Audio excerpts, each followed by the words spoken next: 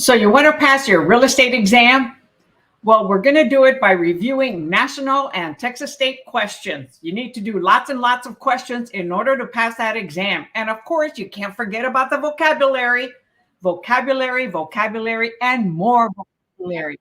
And do questions until you get 100% in repeating all your questions. So some of these questions you've already seen on my videos. So if you're still missing them, that means repeat until you get them perfect as far as when you're studying at home. Anybody doing the replay? Hey, you may fast forward in between, giving the students an opportunity to answer questions. And this class is designed to participate during the live and so that I can help in case the answers are answered wrong. I describe the question, point out little keywords to keep an eye on that could help you answer the question correctly or could trick you to answer it wrong. And I also point out little keywords in the question answers. So remember to type your question number and the answer in the chat as we do the class, and we're doing national questions and then Texas state questions. We're continuing with the same book by the Metley family. Okay, and so anyway, this is Wild Lily Handy coming to you from San Antonio, Texas with YouTube AgentPrep. Remember to tap that subscribe button, click that little bell. You're the first to get notified every time I go live, and like this video with a thumbs up. If you don't like it, hey, don't say anything, okay? Can't say anything nice, don't say anything. And I'm going to have some music in the background, okay? I think it relaxes us. It calms us down. I know some of you don't like music. However, it does relax. That's how I also study and work. And but if it bothers you, let me know. I aim to please. Okay, so here we go. Starting out with national questions. Let me get my lighting right. Okay, there we are. Okay, so who's here so far? Say howdy, howdy.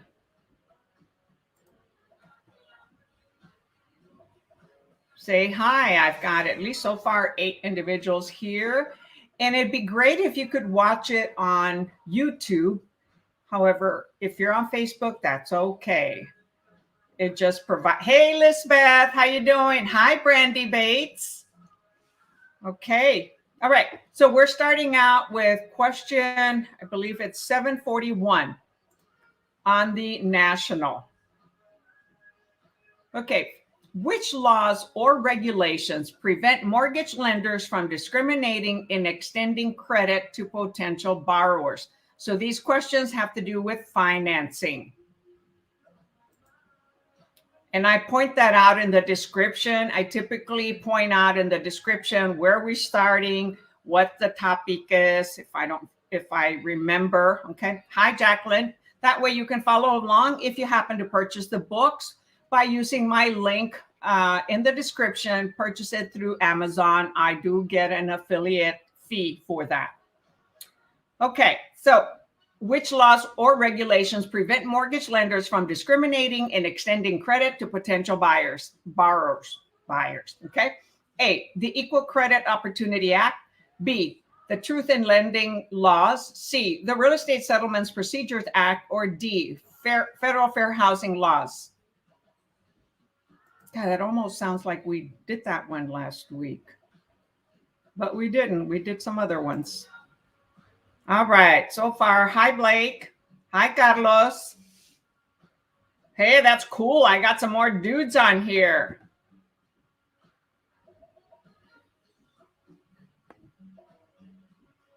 Hey, Carlos, did you message me? Okay, I think it's you. Anyway, I had a Carlos message me on Messenger, so you might not be in one of my groups.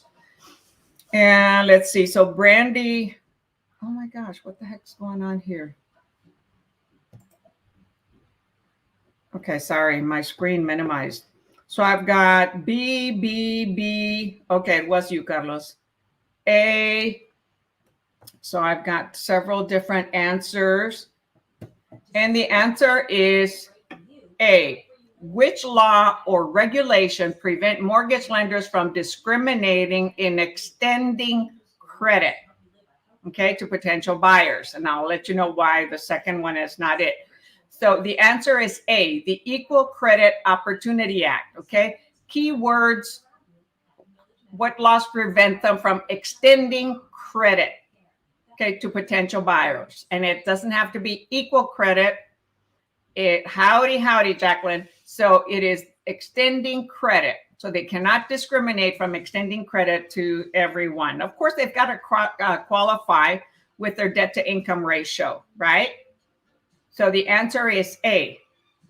Truth in lending has to do with the advertising. Oops. Gee, I almost typed B. Truth in lending laws have to do with the advertising. What is it? Regulation Z or Regulation R? One of the two. I think it was in one of the other questions. Yeah, Regulation Z. So that's when they have to, when they're advertising, they have to mention the, some of the closing costs and the APR. It's very important. That's the annual percentage rate, not just the interest rate, because annual percentage rate and interest rate are different. The annual percentage rate is a little bit larger because they add the closing costs to it and stretch it out for the 30 years. So that's why B is not. Many of you chose B. So Truth in Lending laws has to do with advertising, not the Equal Credit Opportunity Act.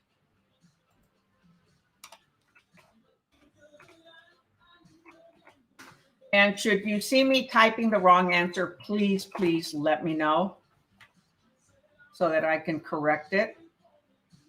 All right, number 42. Which laws or regulations, okay, require mortgage lenders to provide an estimate of closing costs to a borrower and forbid them to pay kickbacks for referrals?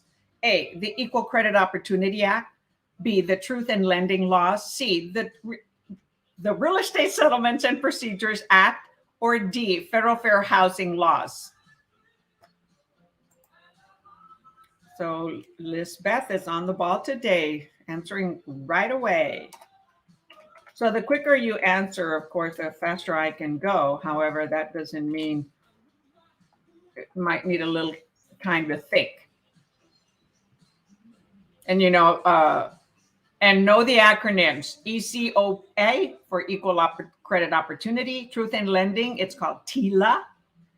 The C, it's called RESPA, Real Estate Settlements Procedures Act. And D is Federal Fair Housing Act, FFHL. Yes, the answer is C. Who is Marcela? You answered B, Truth in Lending laws.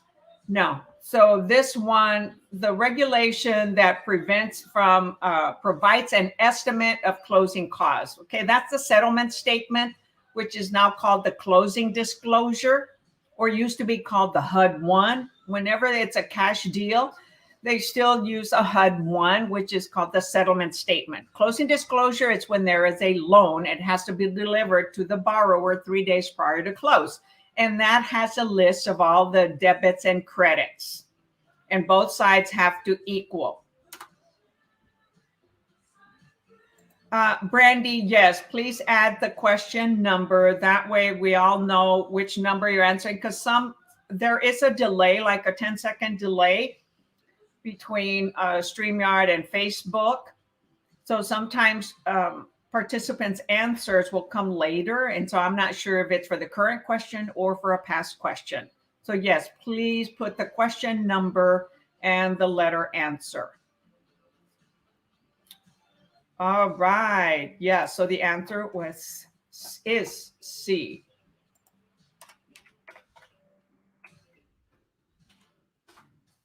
So know those acronyms. If you got that incorrect, go review vocabulary. That's why I did a little short vocabulary.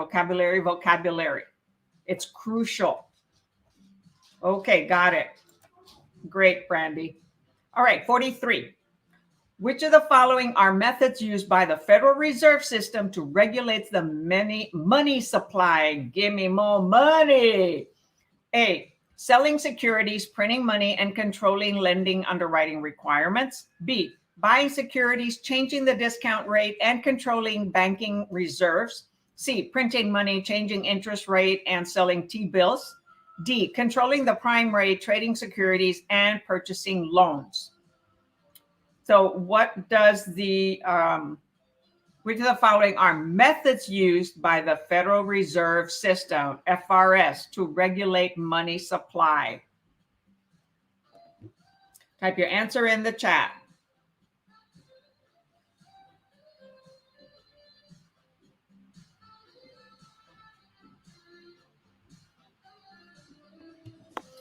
Okay, let's see. So far, I've got D.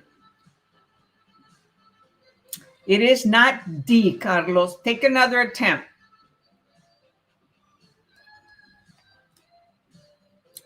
Hi, L or Aya, L Harris. It is not A.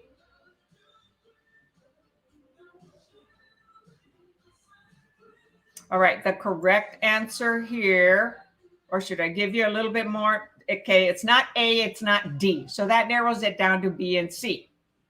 B or C.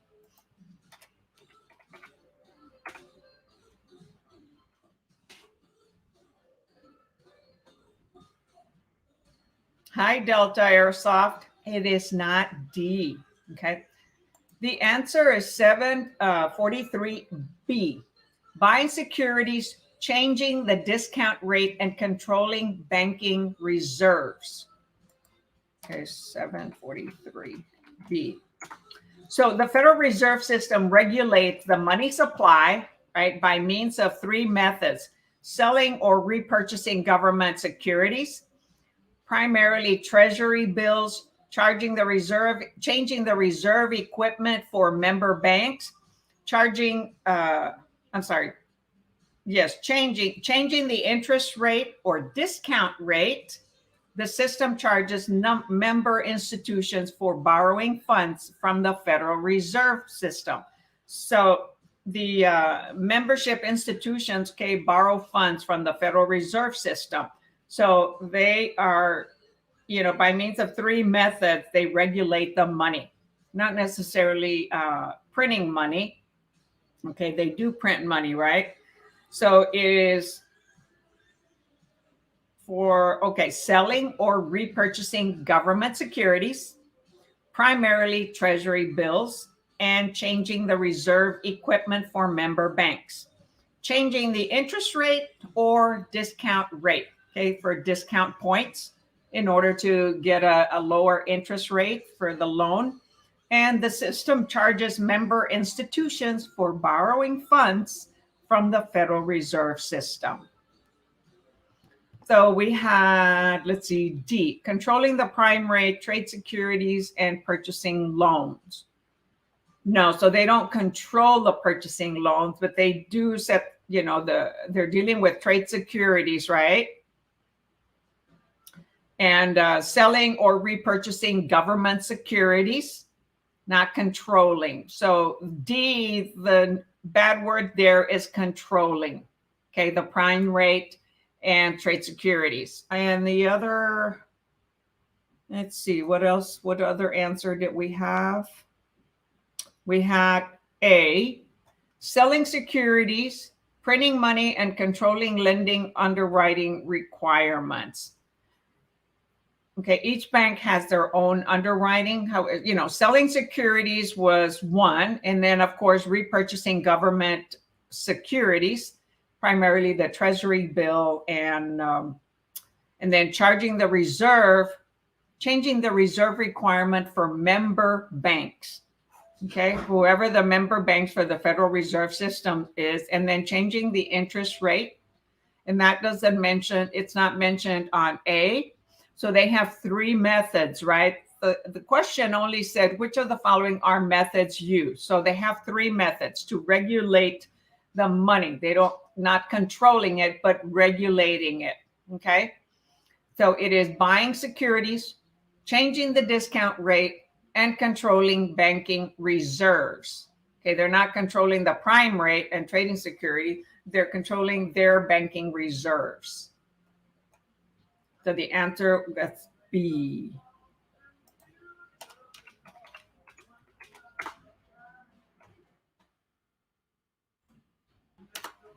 So good attempts. Hi, Blake. And let's see, who else? Have I greeted everyone? Certainly hope so. If not, let me know and I'll greet you out loud. All right, number 44. Love to acknowledge everybody because you know what? I like to be acknowledged if I'm at a store, if I'm buying or I'm doing something, right? It's very important to acknowledge individuals in a service. I don't mean the military service, but when we're getting service. All right, number 44. Miss Lillie, not Miss Cassie. Homemade hospitality. I'm not sure who Miss Cassie, it's Miss Lillie. And I'm not a Mrs., okay, for all of you. I'm a Miss, okay? I am divorced. Okay, number 44. How does the secondary market aid borrowers seeking a mortgage loan? A, it cycles funds back to primary lenders so they can make more money, more loans, not make more money, make more loans. B, it issues second mortgages and sells them in the home equity market.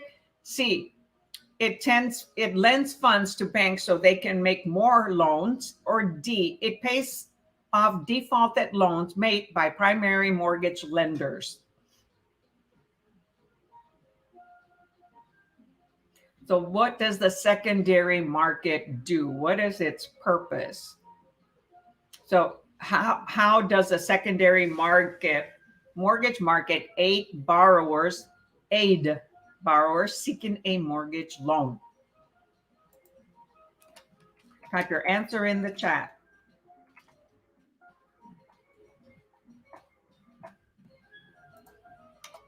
So far we have A.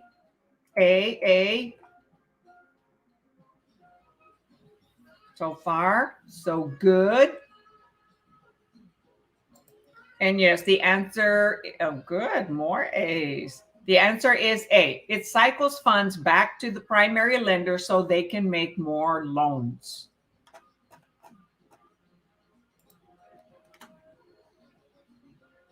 You know, to the banks, and because there's a lot of mortgage brokers. And keep in mind, a mortgage broker is not a bank. Sometimes a mortgage broker can be a bank.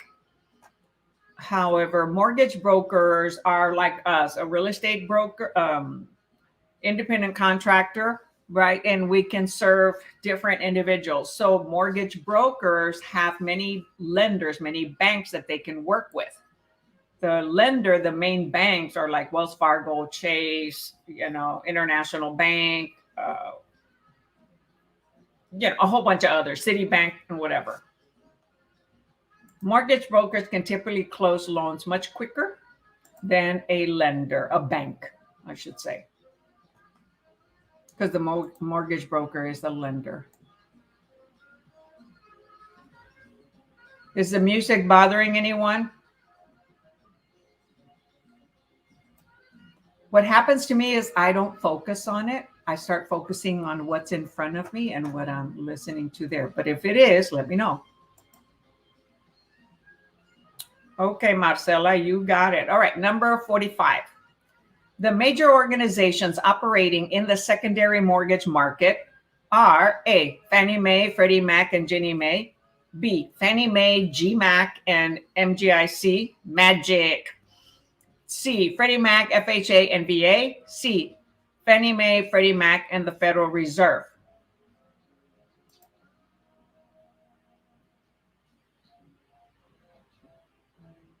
Oh, you can't hear it. Cool. You're focusing on this. Awesome. All right. So I've got, not you, but you did notice it. Okay, good. So far I've got A.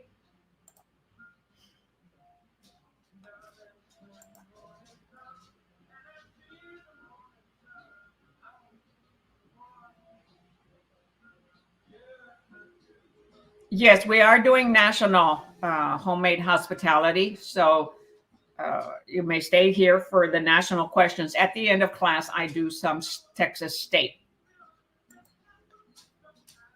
So anybody that just came on, we're doing national that applies to all 50 states. Okay, the answer is 45A. Fannie Mae, Freddie Mac, and Ginnie Mae. Very good.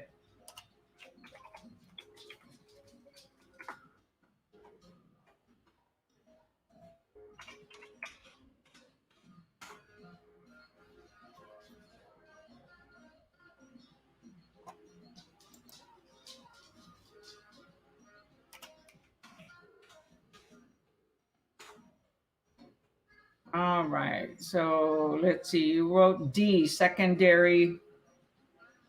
Yeah, no, it's not the Federal Reserve. Okay, so they regulate the major organizations operating in the secondary market.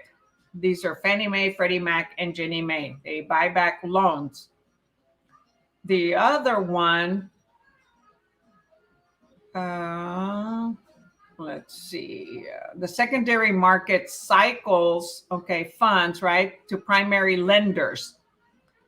And where was the other one? The Federal Reserve System regulate the money supply, okay, by selling securities, printing money, and controlling lending underwriting requirements, right? That was 73A.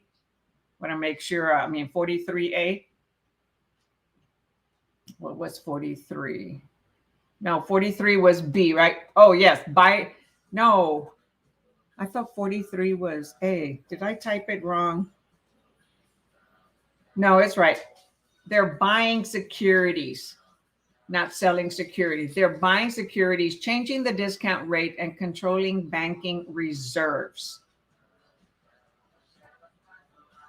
But in the secondary market, it's Fannie Mae, Freddie Mac, and Ginnie Mae that end up buying loans and otherwise making sure there's more money for banks to continue loaning to borrowers. So that was number 45. Okay. So think of McDonald's. I love Genie. Okay. The Genie and Fannie, like a little fanny pack. So you got money in the pack, you give it to the Mac, and you create it with the Genie. Okay. Try to do something that'll help you remember some of these things. All right, number 46.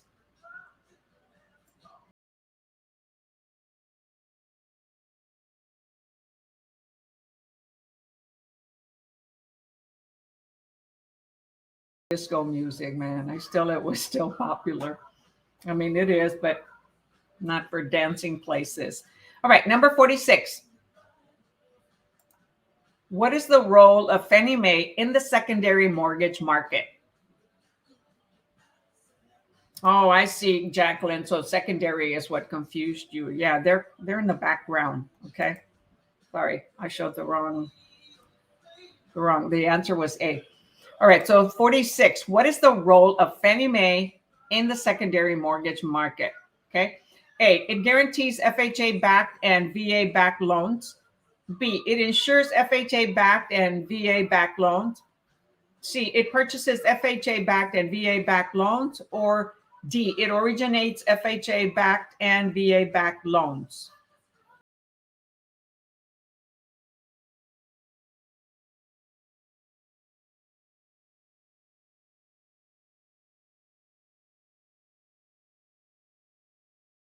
Got C, C, C. Ooh, it is not B. It does not insure. Okay, what did the prior question say? The major organizations operating in the secondary market, right? Fannie Mae, Freddie Mac, and Ginnie Mae. And they purchase FHA backed and VA backed loans. So they keep the money moving so that lenders can have more money to loan to borrowers. So the answer is C. It purchases, Fannie Mae purchases FHA back and VA back loans. Remember, FHA are loans that are insured, and it only requires a minimum of 3.5% down. So VA loans, right, are guaranteed to veterans, and those are 100%. So let's see. I'm glad for you. All right, number 47. What is the role of the Federal Housing Federal Housing Authority in the mortgage lending market? FHA.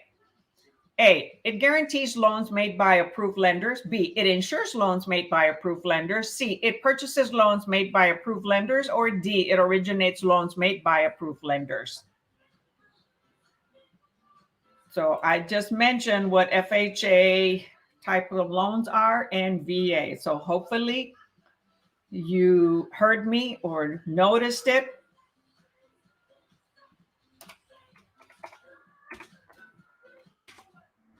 Remember I said the FHA has a low minimum down payment requirement? No, it is not A. FHA, see, it's getting you confused because it says Federal Housing Authority instead of Federal FHA.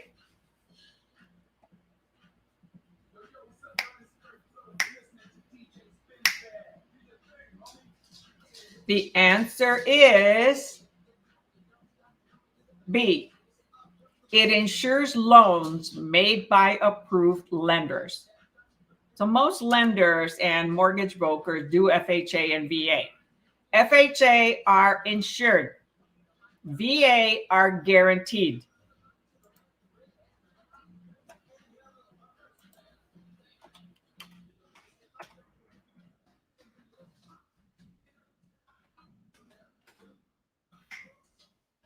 Hey, I want to go dancing.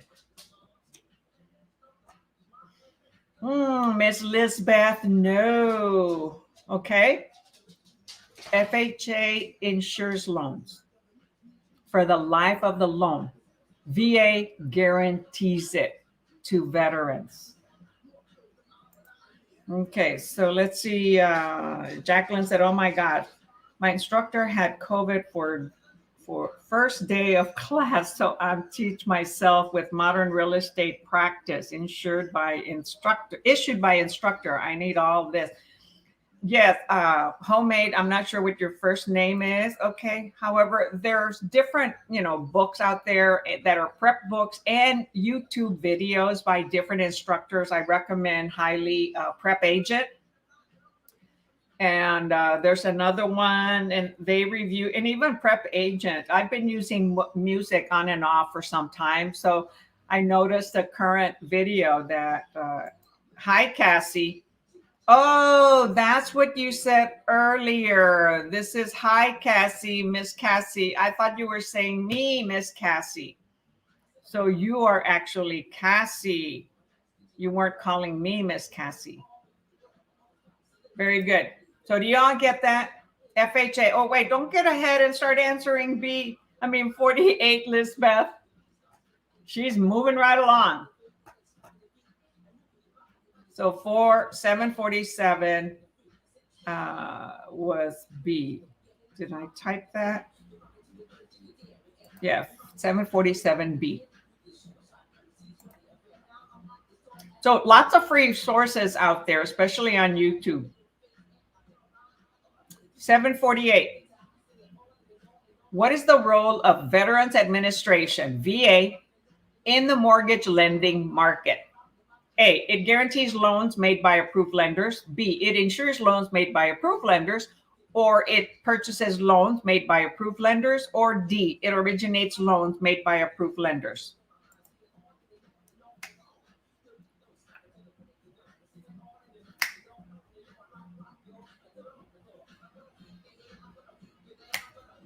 So far we got A, so I had just talked about it, right? I don't know if y'all are Discord.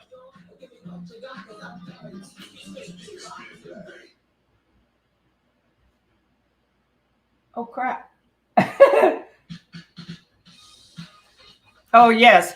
Prep Agent is awesome. He's one that I really respect, and he's been around for many, many years. I learned about him through students since I've been doing this for 8 years. Not 8 years on YouTube. He has. In fact, I recommend his prep.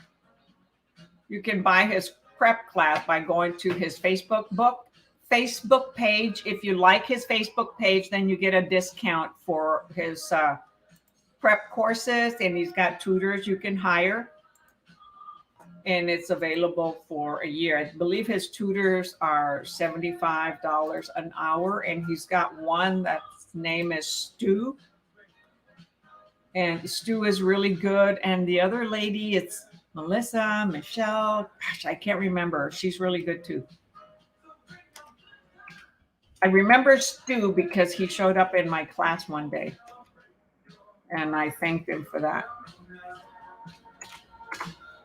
So I'm not the only one out there. There's others that have been here a lot. So what's the difference? A question here. What's the difference between insured and guaranteed? FHA insures the loan, and the borrower has to pay. You know how when we buy conventional loans, we have to pay private mortgage insurance because the lenders want to make sure that if the borrower defaults, okay, they get their money back. So it's like having homeowners insurance, okay? If there's a casualty and they go default, then the insurance will cover the loan, or it gets sold on the market. And that insurance, okay, is paid for the life of the policy. VA, okay, because it's veterans, okay, military veterans, they guarantee the 100% of the loan to the lenders if that borrower defaults, okay? And they don't have to bring any money down. It's not insured. They guarantee it. Like when you get a guarantee from or a warranty, right, for a couple of years, so they guarantee it versus insure it. Insure it costs us a lot more money. It could be $150 or so extra, similar cost to the PMI, private mortgage insurance. However, the private mortgage insurance can be removed after we have 20% or a little over 20% equity. And that's not only if the principal was paid down. If the price of the property increases because of the market, you'll have 20% equity much quicker, and you can request to have that private mortgage insurance removed so you don't pay that extra money every month. So lenders have to insure themselves. So Jacqueline, James, it's standard information.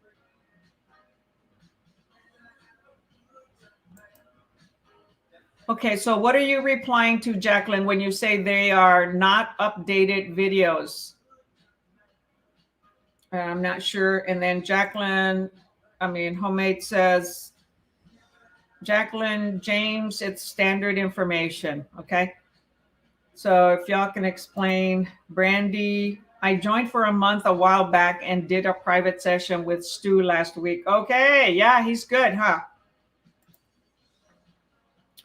When do they put up new ones, or do you have to buy their training?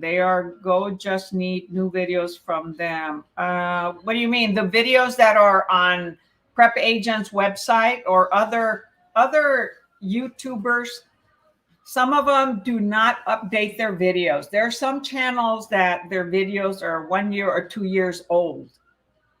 Okay. And they have lots of followers and lots of subscribers.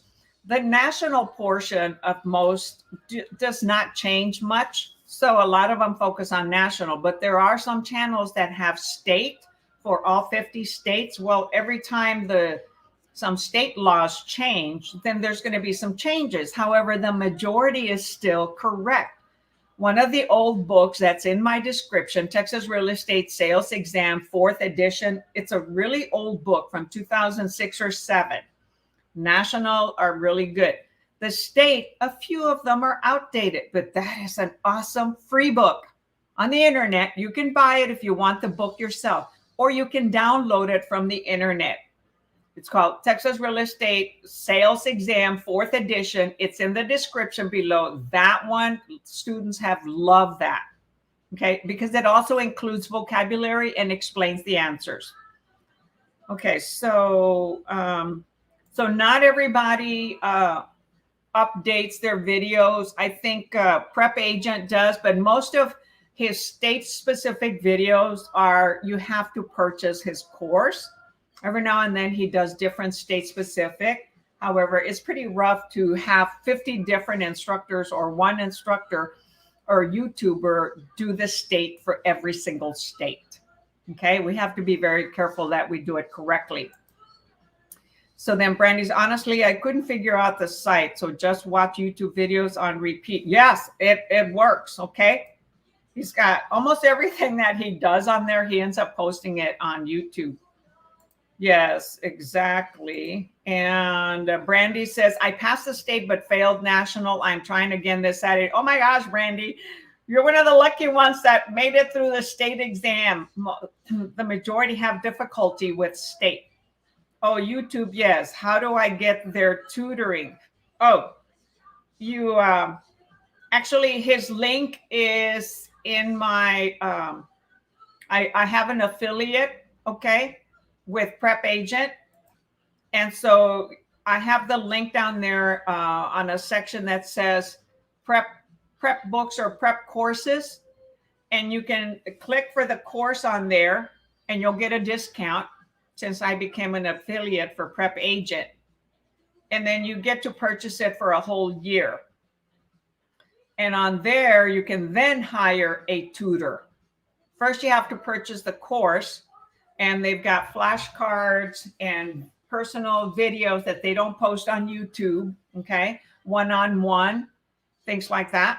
So you might want to check it out. I think it's less than $100. And if you get the discount by clicking my link down in the description, you'll get a discount, okay? They're good. He's got good people in there, and he's very straightforward, okay? I trust his, oh, today they told me not to use okay so often. I was script practicing.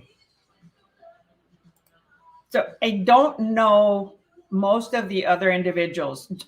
Stu has his own channel. I think it's called Real Estate Exam Prep, I think is his channel with Stu. And there are some others, the Wizard, the Real Estate Class, that explain topics. Okay, very good, Jacqueline. Yeah, just click my links. That's how you can help me make a little money. It's by using my links down there. I do have a disclosure that on those links, and if you purchase something on Amazon or from Prep Agent or from Aceable, then I will get a little bit of a commission from them. And that way, it doesn't cost you any more. You actually get a discount by using the links. Okay, continuing on. So find the different types of YouTubers that teach, okay, to see which one helps you. Because I don't focus on topics. A lot of them do. Okay, like Prep Agent. He focuses a lot on topics and math and things like that. He's been doing it for years. Okay, so Brandy says, I purchased a tutoring without being a member, but was a member a few months ago. Oh, okay. All right. So there you go. Brandy said you don't have to purchase the program. You can purchase their tutoring only. Okay, thank you for that, Brandy. And thank you, everyone, for sharing how you're studying. Where am I at? Number 49. Okay, got all excited here and sharing all these ideas. That's what we need to do more of. Okay, 49. In a graduated payment mortgage loan, what happens? A, loan funds are disbursed to the borrower on a graduated basis. B, the interest rate periodically increases in graduated phases. C, the loan payments gradually increase, or D, the loan payments gradually increase and the loan term gradually decreases. So graduated payment mortgage loan.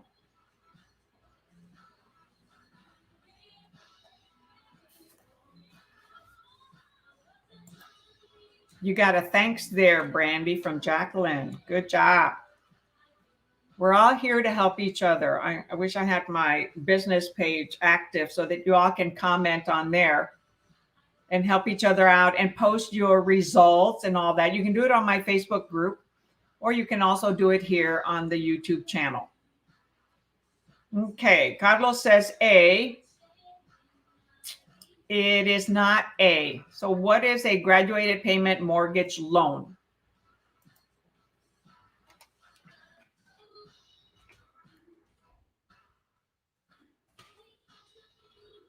Marcela, it is not D. Okay, so we know it's not A and it's not D. So it's going to be B or C. So A says loan funds are disbursed to the borrower on a graduated basis. No, you know, the seller is going to want the money right away when they sell the house, right? They don't want the money graduated. So they're not going to give monies in graduated basis to the borrower because the seller wants to get paid at closing.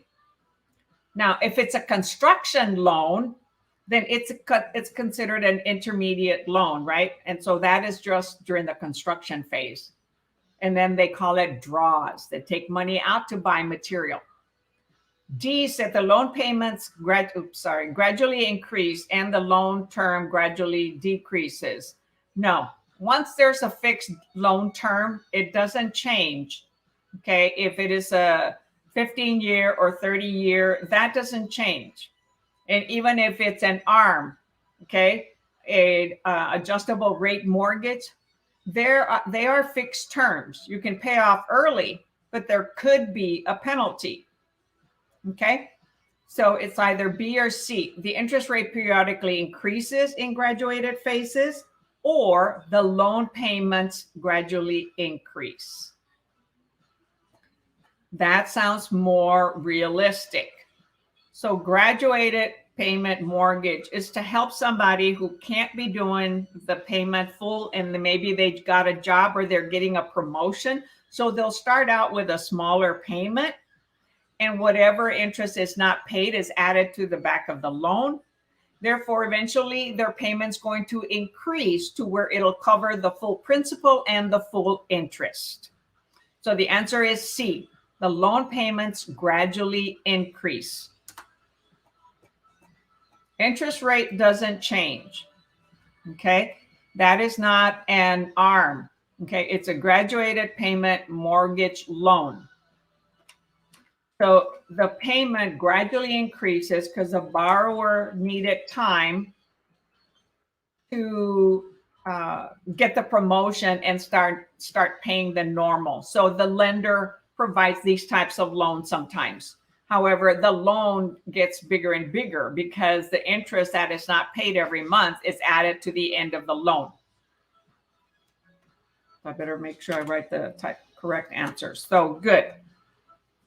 So loan funds are disbursed to the borrower on a graduated basis? No. Keep in mind, who are the loan funds going to? A seller, right? Does the seller want to wait for their money on the several payments? Not when it's coming from a lender. If they are going to owner finance it and charge the interest, then that's different. And that's typically more on vacant homes. Now they want their money now. I want my money now. You got it? You want my house now? I want my money now. Okay. So not on a graduated basis. It's the payment that gradually increases. Okay. So let's see. The interest rate periodically increases. No, that would be an ARM, adjustable rate mortgage. And adjustable rate mortgages, ARMs, are 1, 3, 5, 7, 9 years, and they can be a lower interest rate. Sometimes they have principal and interest. Other times they are interest only. The only times that those will adjust, that's why it's called an adjustable rate mortgage, is after the term ends. So if it's a 1-year loan, depending on the index, okay, the prime rate and the index, it could go up or it could go down should they not refinance it by the end of that ARM term. So what does this tell me? That many of you need to go and study what? Vocabulary, vocabulary, vocabulary. Okay? That's how important vocabulary is. All right, number 50. In a buy down. What is a buy down? A, the lender lowers the interest rate on a loan in exchange for a prepayment of principal. B, the borrower pays additional interest at the onset in order to obtain a lower interest rate. C, the lender requires the borrower to buy down the price of the property by increasing the down payment. Or D, the borrower pays the lender additional funds to buy down the term of the loan. Type your answer in the chat. What is a buy down? They mentioned a little bit of a buy down earlier when they were talking about the Federal Reserve and all that, right? And I mentioned that, well, can't say much until you write answers. It is not D. Careful. They're not buying down, the term of the loan. They're buying down something else. So think about it. Right now, the interest rates used to be really low, right? They went down to the mid 2s or low 2s, especially those that had excellent credit scores and a very excellent debt to income ratio, DTI. Now they've gone from 2.5 to 7.5. So in order to have a lower payment, what might some of those borrowers do? And to get a better interest rate, they'll pay points to buy the interest rate down. So the answer is the borrower pays additional interest at the onset in order to obtain a lower interest rate. So a buy down loan entails prepayment of interest on a loan. The prepayment effectively lowers the interest rate and the periodic payments for the borrower. Buy down typically occur in the circumstances where a builder wants to market a new development to a buyer who cannot quite qualify for the necessary loan at the market rates. So some sellers may pay for buy downs in this market in order to lower the interest rate. So it's paying some of that in advance.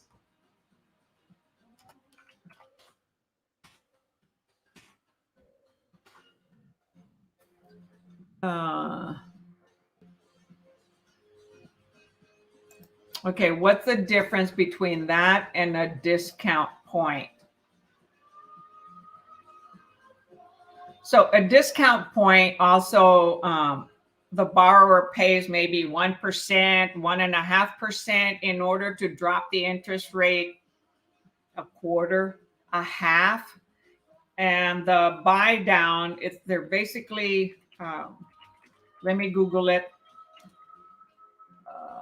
versus what was the discount point? And how much is a point? So 1 point typically, when they're charging points, 1 point is the equivalent to 1%, right? So a buy down is a way for a borrower to obtain a lower interest rate by paying discount points at closing. So it basically goes together. So they have to pay a certain amount of points to buy down the interest rate. Okay, so the fee is the discount point in order to get a lower interest rate, to buy down the interest rate. Okay, So it's not necessarily a different, it's buying it lower, but how much do they pay? It depends on the lender, whether they want 1 point, 1.5 points, and depends on how much of an interest rate percentage the buyer wants to buy it lower. So if it's 7.5 and they want to go to 7, they may have to pay 1 point, 2 points, 3 points, and they pay that in advance. That's part of the closing cost. That can be expensive. It's a $500,000 loan and you're paying 1 point to drop it 1/8%. A lot of times 1/8% is not going to do much. 0.5%, may not do a lot, but a whole percent. So if they don't usually charge like 1% for 1% interest rate. Usually the buy down percentage, the points, is greater than the amount of the interest rate that they lower. So if they were to lower it 1% from 7.5 to 6.5, it could take 2 points or more. 2 points of a $500,000 loan, okay, will be what? Like 10,000? So would that be 10,000 or 2,000? So 1% of 500,000 is what? 5,000? Move the decimal back 2 points. Yep, it's 5,000. That's a big cost. So 1% of 500,000. Yes, it would be 5,000. So if you're dealing with 100,000, 1% would be 1,000. But I was talking about 500,000. And if it was 2 points, that would be 10,000, right? I'm not using my calculator. I'm using my brain calculator. So it's not so much what's the difference. It's called the buyer is going to buy down their interest rate by paying points. The point is the charge. 1% is equivalent to 1% of the loan amount.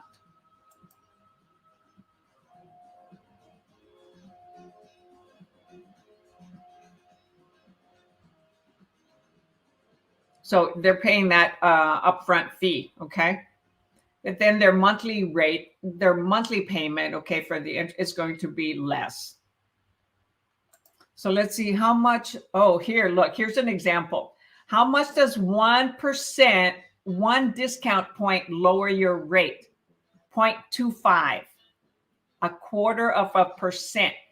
So if it's a $500,000 loan and their interest rate is 7.5, they pay 1 point, 1% of that loan amount, then it's going to lower it down to 7.25. Okay. Yeah. Wow. I thought 1 point was 1 full percent of interest. No. No, they got to get their money for lowering the interest rate. That's their rate of return, right? That's their profit for loaning us money, loaning the borrower money.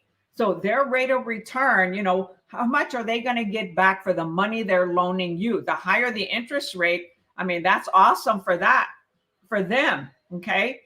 And they prefer that loan lasts a long time. But 1 point is 1% of the loan amount.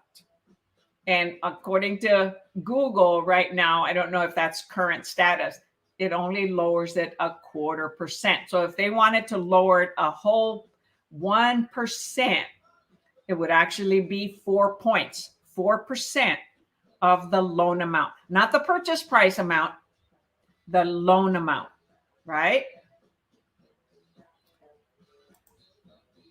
So 2 points on a mortgage of 200,000 is 2,000, right? So on a 500,000, and you imagine 4 points would be 20,000. Woo! So 1 point is 2,000. 2 points would be 4,000 on this example on here, 200. So, whenever in doubt, you all, hey, Google it. It won't always be. Sometimes you may not find the answer. My phone responded, like when you say, hey, Google, help me out. Okay. So we've done what, 15 questions. Oh no, we've only done 10 questions and it's already an hour in. Well, my time is yours. So we can continue on. Okay. All right. So the next section, chapter 8 or test number 8 is investments, taxation, professional practices. So we just did finance. Okay. So let me type this, test number 8. I think this book has 15 tests for national. And then 5 tests or 4 tests for state. And why? Because there are less state questions than there are national. Now, some states have the professional practice.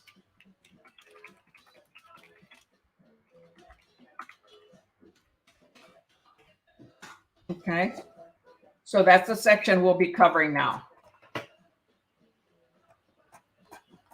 So good questions, you all, and great participation. I love it. This is awesome. This is how we all learn, because those who keep quiet, you don't learn. And in this business of real estate, it's about asking questions and more questions to find out exactly what the seller or the buyer want or need. And we must listen. I used to be a terrible listener. I have to work at it, but now I'm better at it. Because remember, we can improve and change our mindset when we want to. And your mindset is crucial and important to preparing for this exam, being relaxed. And that's why music can help relax. You can listen to classical music, meditation music while you're studying. You can have a diffuser going on with a nice scent that helps your mind relax. I like to put my cologne on and my diffuser, but I forgot to put the diffuser. And I get to smell good of a scent that I enjoy and that I think of fun, because we want our studying to be fun. Okay? All right. I have to learn not to say okay all the time. When an investor has to pay a lender more to finance the investment than the investment property generates in income, the investor suffers from what? A, negative amortization. B, negative leverage. C, a reverse mortgage. Or D, a debt investment. So when an investor has to pay a lender more to finance the investment than the investment property generates in income, what are they suffering from?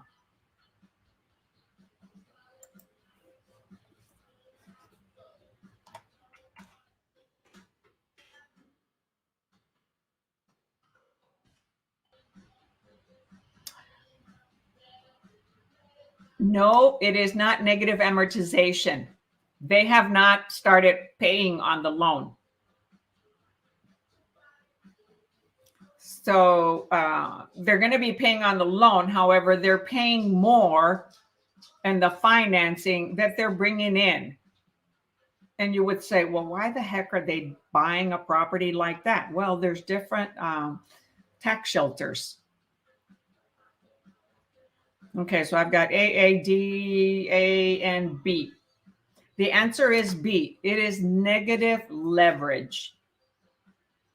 Okay, negative leverage. So what is negative leverage? So leveraging is borrowing funds, right? We go and use our credit, right, in order to borrow money. And that is leveraging, using OPM, other people's money. In this case, is using the bank's money.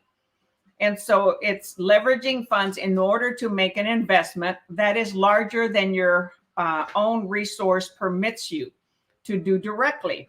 In negative leverage situation, your cost of the borrowing funds to make the investment becomes greater than the income the investment returns to you. So now you would ask, why the heck would somebody buy something that they're not making enough money coming in than they are paying for that loan? Well, they may be remodeling the property, location, the demand of that area, and they also get depreciation. They got all the operating expenses. So when you improve a property, you can increase the cash flow coming in. Okay, and if the market is increasing, then their the property value is going to increase as the market increases. Right now, no, market properties are going down. So even if they pay more for that property, they've got to have a reason why. Location, depreciation, and making more money when they improve the property. Okay. So the answer is 8. And why do I know that? Because I bought an 8-plex and I paid a lot for it, but we knew that if we, well, not a whole lot, but we paid quite a bit on it and we improved it, reduced the expenses, and increased the rents by remodeling each of the units. So Delta says, are most leveraged properties negative leverage? No. Leverage means you're using the bank's money or somebody else's, other people's money, OPM. That's leverage. Instead of using your own money, you're leveraging someone else's money and hopefully paying a low interest rate. But investors, if they're going to turn it around, flip it around, they're willing to pay up to 10% because it's going to be for a short term. And the return that they're going to make on it with the improvements is going to be big. So no, you leverage it.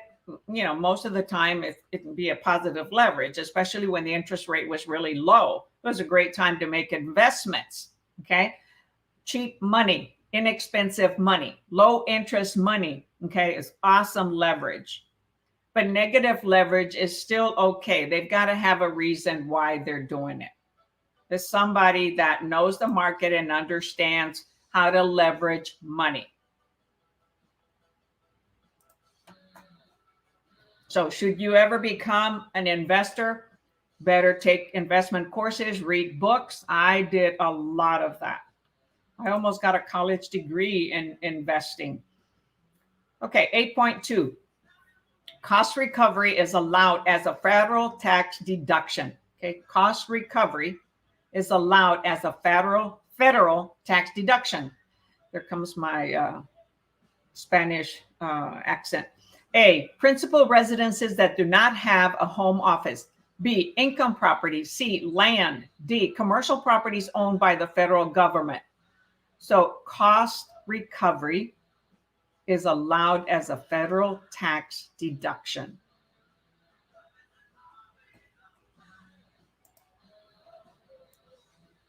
So I will ask, how are most commercial and properties appraised, right? There's 3 different types of appraisals, right? That an appraiser does. Comparables, income approach, and the cost approach, right? Cost approach is when you're having to rebuild.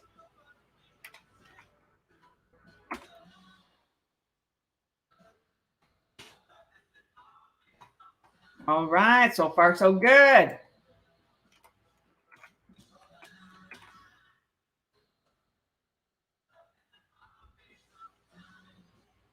Yes, the answer is B.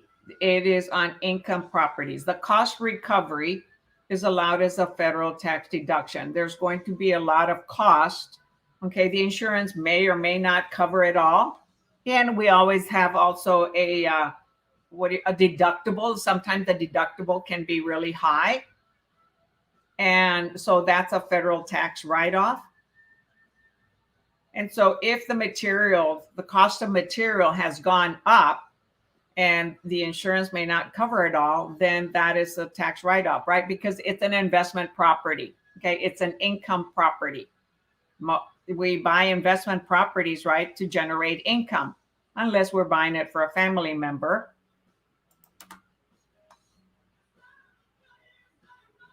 And we usually say, keep family and business apart. because it's harder to say no to family than it is to a tenant or somebody else living there.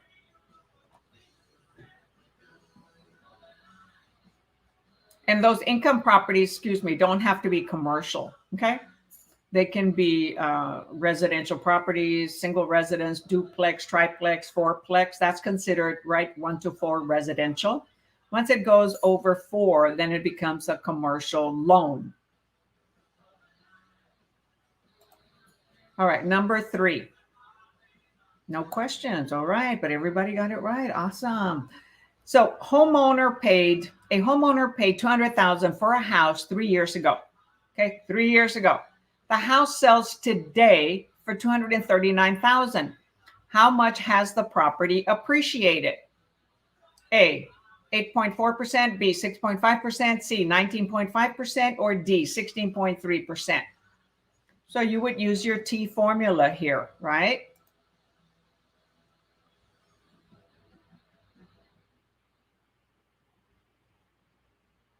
So they bought it 3 years ago and they sell it today for $239,000, right? So it appreciated $39,000. So what is that percentage of $200,000? So you have the part and the whole, and we're looking for the percentage, right? The interest rate on the T formula, if you all know what I'm referring to on the math formulas. I was about to ask that. What's the formula? Yeah, you can use the T formula. Okay. Or you can do it, 2 different ways. There's different ways to calculate it, but the T formula. So the part would be the 239. The whole is the original price, 200. And we're looking for the percentage, right? In the T formula, you have the part on top. On the bottom, it's the whole times the percentage. So here we have the whole and the part, and we're looking for the percentage, right?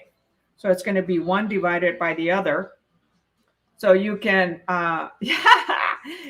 hey, Brandy, I'm going to say, change your words. Say, I love math. I love math. I love math, even if you don't. The brain believes what you tell it. Okay? Don't say I suck at math, because then you're going to suck at math. You say, I love math. I'm great at math. I am great at math. Not I can be great, but I am great. Say it in the present tense. Okay, so I've got C, we. Yes, the answer is C. So how do they do that? So they can do it one way without using the T formula. So 239 minus 200,000. Okay, that's 39,000. And then they divide 39,000, divide that by 200,000, and you come up with 19.5% or 0.195, right? So let's see, lots of laugh. I'm trying, and yes, ma'am, you are right about that. Yes, let me tell you, I have to talk positive to myself. I affirm. And so I read a book this morning a little bit by Louise Hay and other motivational speakers and inspirational and professionals and, wealthy individuals and pep talk. And they say, state it, even if it looks funny and weird, stand in front of the mirror and say, I'm great. I get the best easy exam. Okay. I pass. Or say it, I passed in past tense, meaning you already made it happen. Okay. So either past tense, okay, it already happened. You're believing that you already made it happen, or you are making it happen now. I am smart. I am intelligent. I remember. So let's see. Are they going to allow us to use a calculator? Yes, a very simple calculator. So what number went on top? The small number. Okay, and it's just, I say the small number because what they did on if you have the book, they took the 239,000, subtracted it the 200,000 from it and came up with 39. So now that's the difference. That's the appreciated amount. And they took the appreciated amount and divided by the original value, which they bought it 3 years ago, which was 200,000. Okay. And they get 19.5%. The other way, you would have 239,000, okay, divided by 200,000 would give you a percentage. Let me see. By using the T formula. No, that's not going to work. It's going to give a higher. So it would give you a 1 plus 119. So the number that was on top is after they took the difference, they put 39,000 divided by 200,000 in order to get a percentage. Okay, that is a smaller percentage. You have a small number on top and a large number on the bottom. Okay, so 8.3C.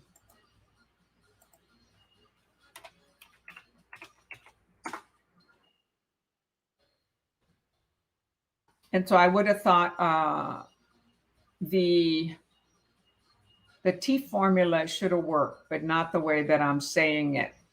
Because the T formula normally has the part and the whole on the bottom equals the percentage. So you got, so how did you calculate it, Cassie?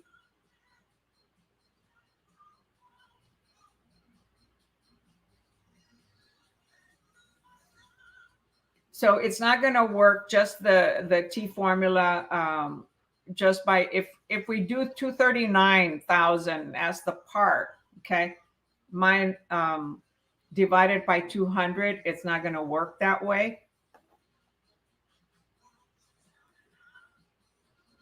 Because they actually made a profit. So they profited 39,000.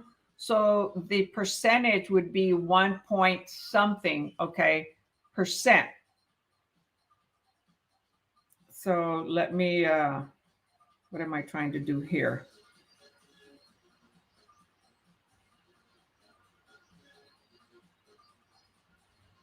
Oh yeah, a T formula works. You just have to subtract 1%. So in the T formula, okay, you can put 239,000 on the top because that's considered the part.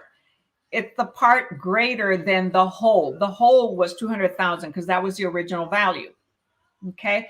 However, it's increased, right, by 39,000.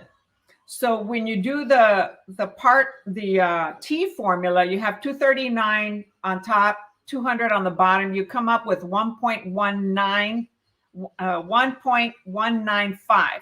Then you subtract minus 1. Okay, so it's like subtracting 100% because the base was 100%, and you come up with 0.195. Okay, so you subtracted that and you came up with 39,000. So now you take 39,000 and divide by 200,000.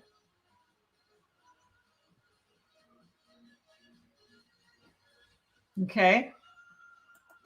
Yes, Brandy, that's right. If when you move the decimal, but if you do 239 divided by 200, it equals 1.195.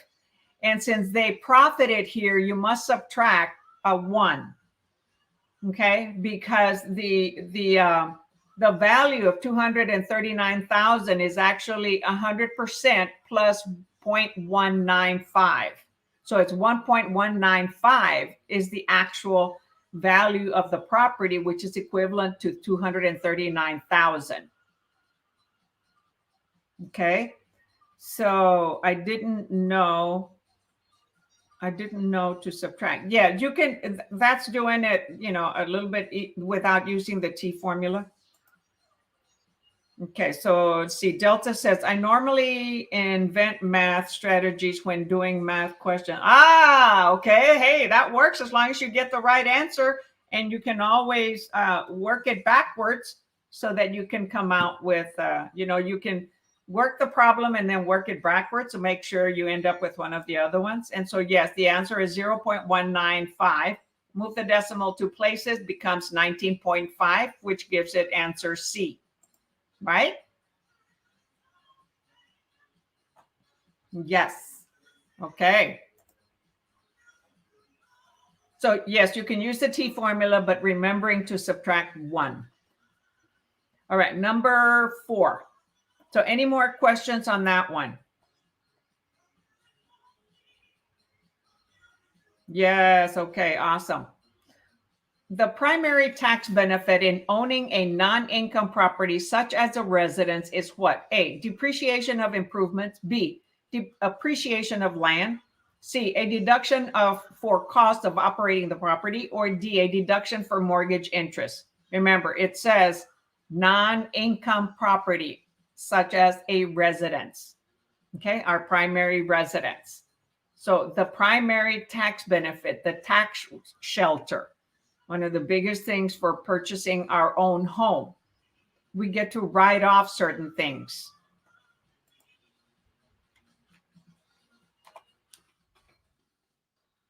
Yes, we have more responsibility, more expenses than a rental. However, it can appreciate, and we have certain write-offs, which are called tax shelter, while you have a loan.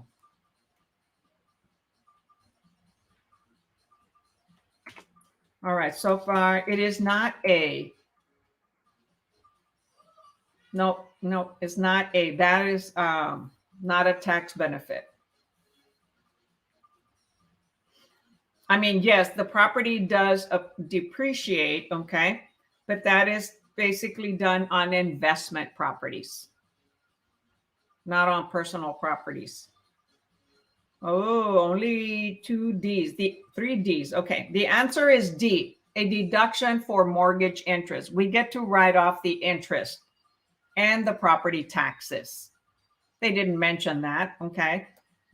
They gave 1. So whenever we have, and that's only if you have a loan. If you don't have a loan, you have no interest to write off. You write off the property taxes. Okay.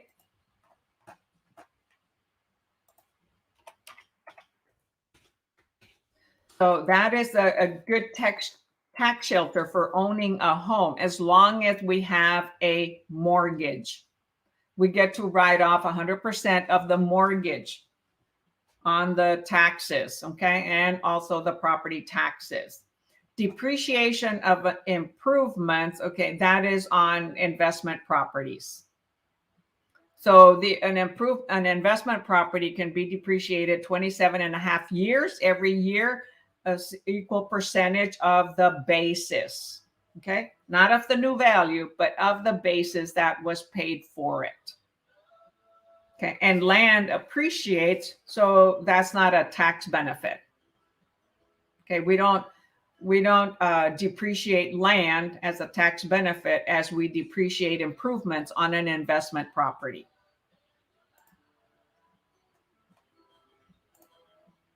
Okay, one more question for national, and we'll go to state, unless you guys are wiped out. Okay, number 5.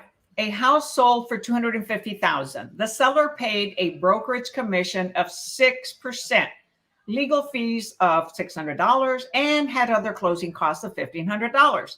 What are net proceeds from the sale?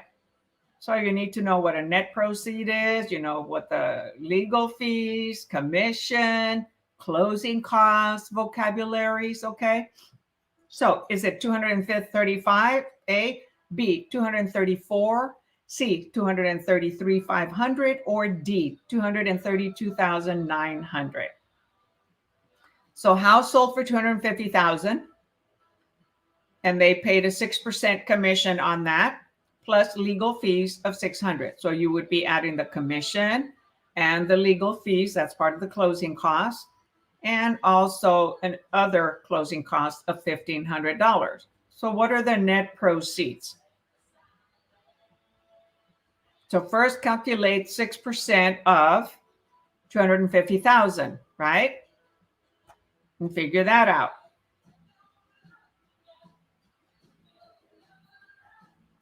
And then you add the other 2.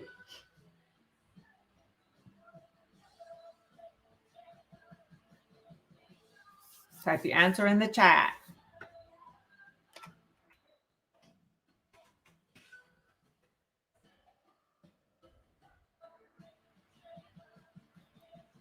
So nobody answers yet. Okay.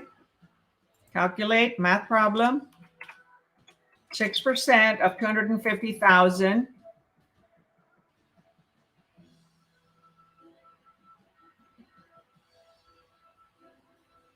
is what?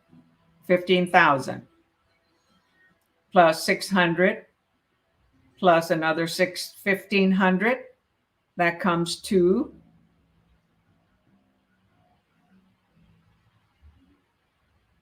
okay, they didn't show it on here. 265. No. You need to subtract it. So what are the net proceeds? What do they take home when they have to pay 6% commission and $1,500 in closing costs and $600 in legal fees? So 15,000 is 6% of 250. And as a realtor, you would get half of it, right? If you're representing the buyer, or if you did both sides, you'd get all 15,000 minus what is owed the broker and transaction fees and E&O and such.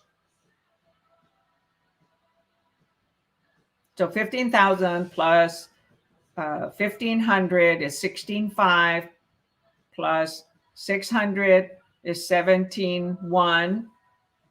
Subtract 17,100 from 250, we get D, right? 232,900. If I was running the numbers in my head, I prefer you do not see all the answers. Yeah, they're there. How do you not see them? They're on the top portion of the question, unless you're on your phone. I highly recommend when y'all are studying, do it on your computer. However, if you can't,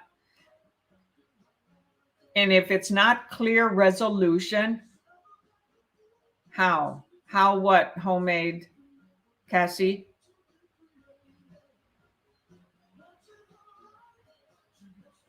Yeah, we are doing number 5, but all the answers show up on there.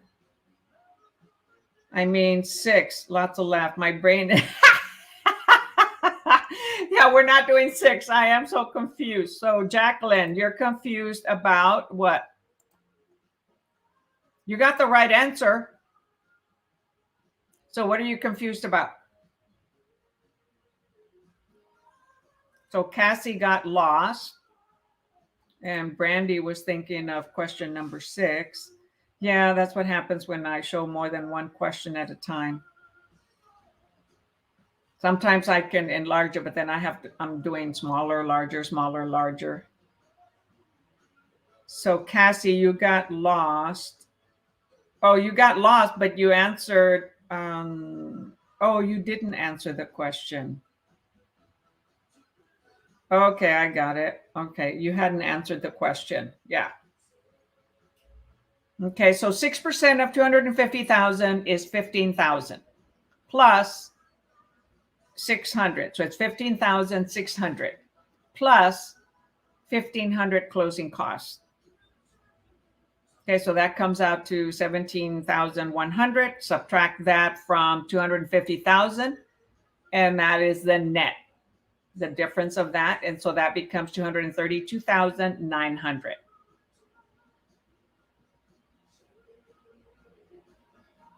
I know, but how did I get it? I don't know. How did you get it? Go look at the book with the answer. So we subtract, add, and multiply. No. First you multiply, and then you add. So first you multiply 6% times 250,000.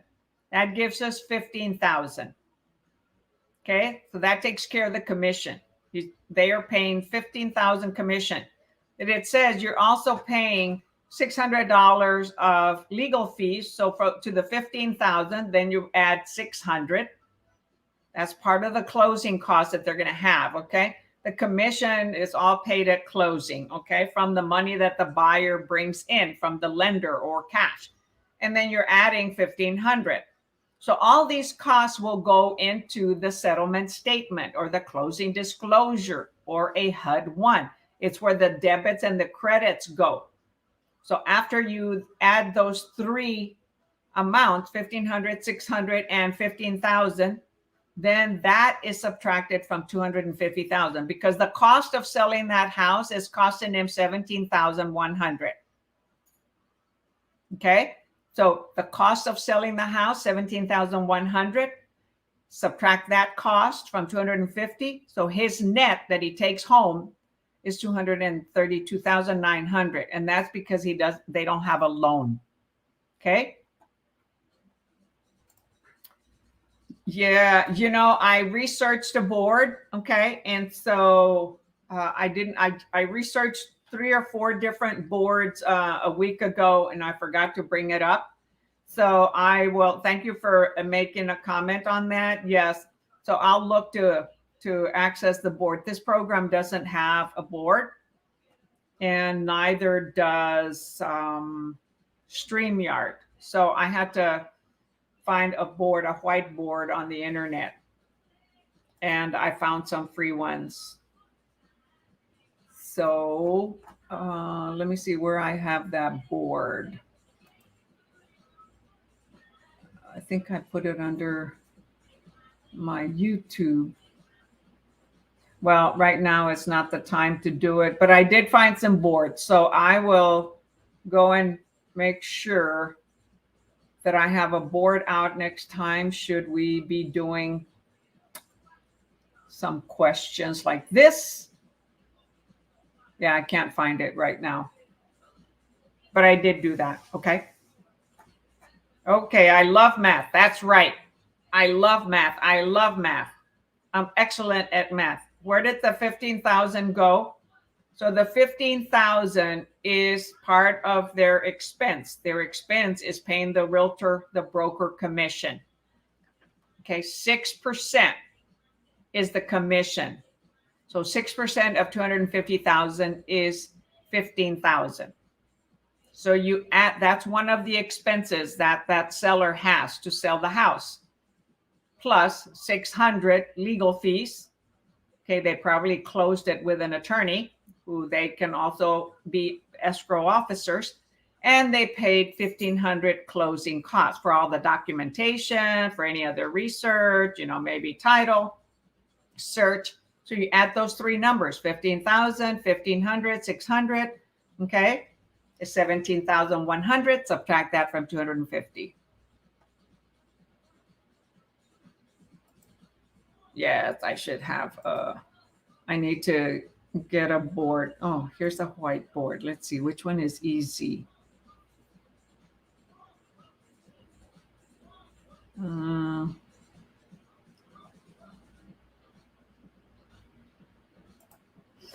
Okay, so did y'all get it?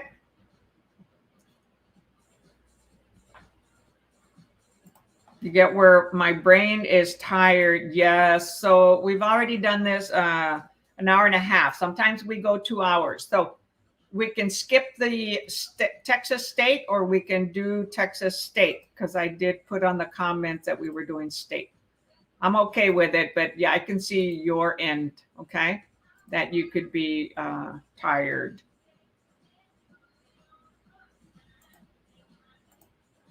All right, well, I'm going to move into Texas State. Anyone that wants to stay on board? So just give me a moment to shift. So remember, anybody that's watching on YouTube, give me a thumbs up, okay? There are a lot of you on YouTube, so give me that thumbs up. Give me some support, some love. Send me some love. And so far, I only have, I can't tell yet how many people have clicked the thumbs up.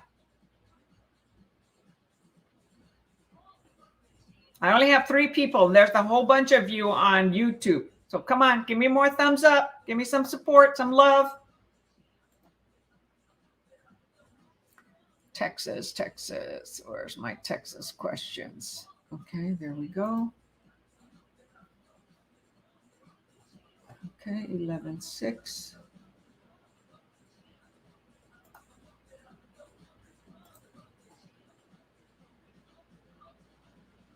So I'm getting set up so that we can do the Texas. Yes, you're in Tennessee, Cassie. Yes, however, sometimes, so I'm only doing Texas, okay, because that's where I have my license. However, the explanation of words that I point out in the question and in the answers could potentially help you also in looking for those types of things on your state exam. And so it's practicing looking, okay, at questions, how they word them. So it's up to you. You can hang in here. I'll do 5 Texas questions.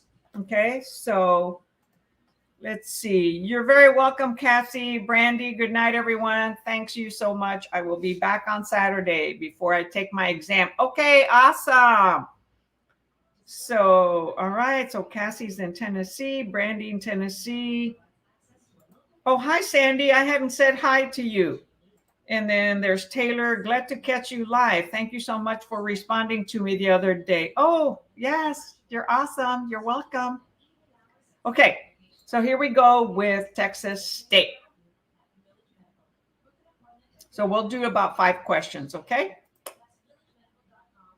So we're starting with number 6, and it's on the same book. Okay. Which of the following is true regarding the Texas Real Estate Recovery Trust Fund? You guys got to get this. Okay. If not, go to vocabulary. A, licensees must prominently display Form 1-1 to consumers, advising them of the importance of caveat emptor, that buyer beware, or let buyer beware. B, licensees fund the trust account through fines and judgments issued by the TREC, Texas Real Estate Commission. C, the trust fund exists to assist licensees in financing the payment of judgments to consumers. Or D, licensees must disclose to consumers that there is a trust fund in Texas to satisfy judgments and reimburse parties' damages from the actions of licensees. Negative actions, right, from licensees. Okay, Miss Lisbeth is on the ball here. Quickie.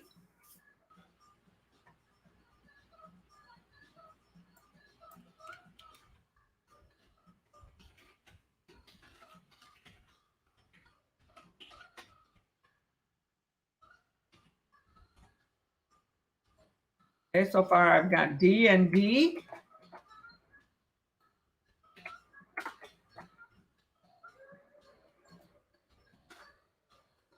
And anybody else? There are many of you on here.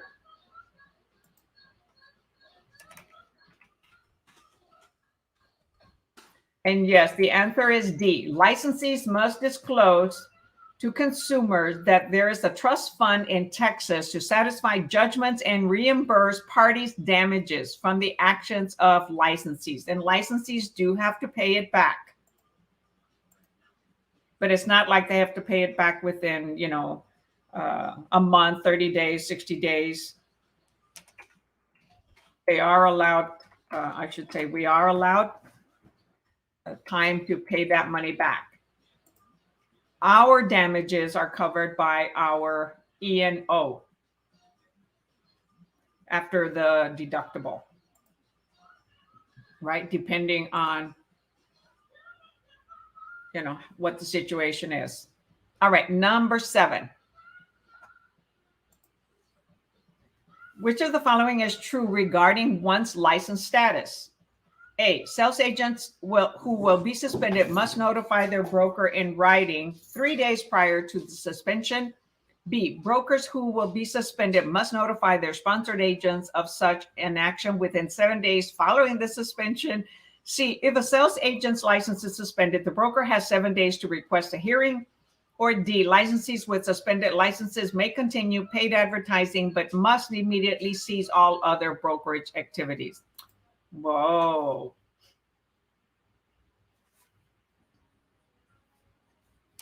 Type your answer in the chat.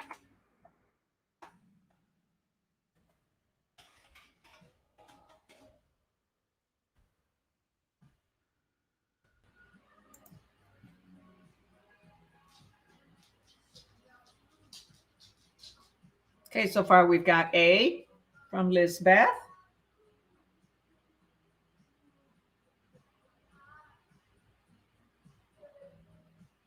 There are still a few of you here. Wow, Cindy didn't come in today. Yes, the answer, oh, it is not C. Delta, the answer is A.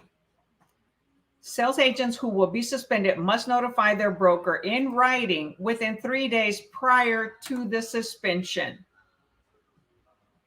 Okay, because if they have listings or contracts, all that needs to be, all the listings will have to be changed and go to the broker's name.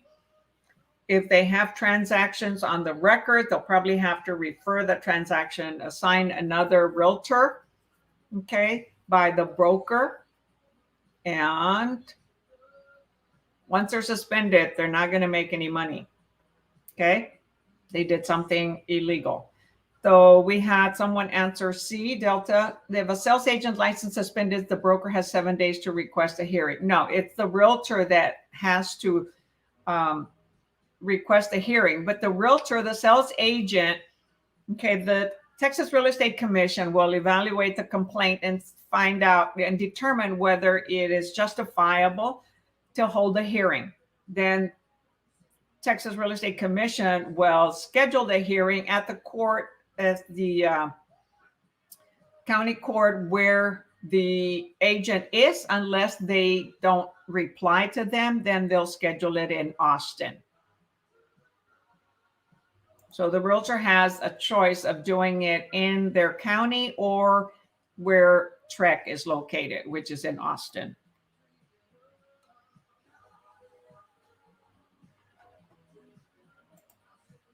So that was it, only A and C.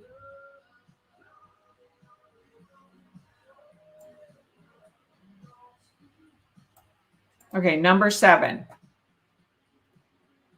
Oh, wait a minute. I just did number 7.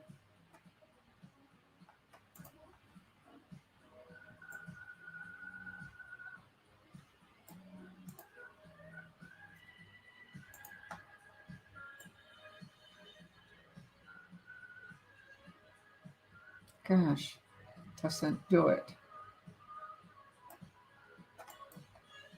Okay, number 8. Which of the following is true regarding complaints? Complaints from other realtors or clients or prospects, complaint from anyone. A, they must be filed within 4 years. B, they may be conducted covertly without the knowledge of all parties. C, they are adjudicated in order they were received. Or D, they must be investigated regardless of their merit or lack of it. I just made a comment of when TREC will determine whether it's a real legitimate complaint or not, right?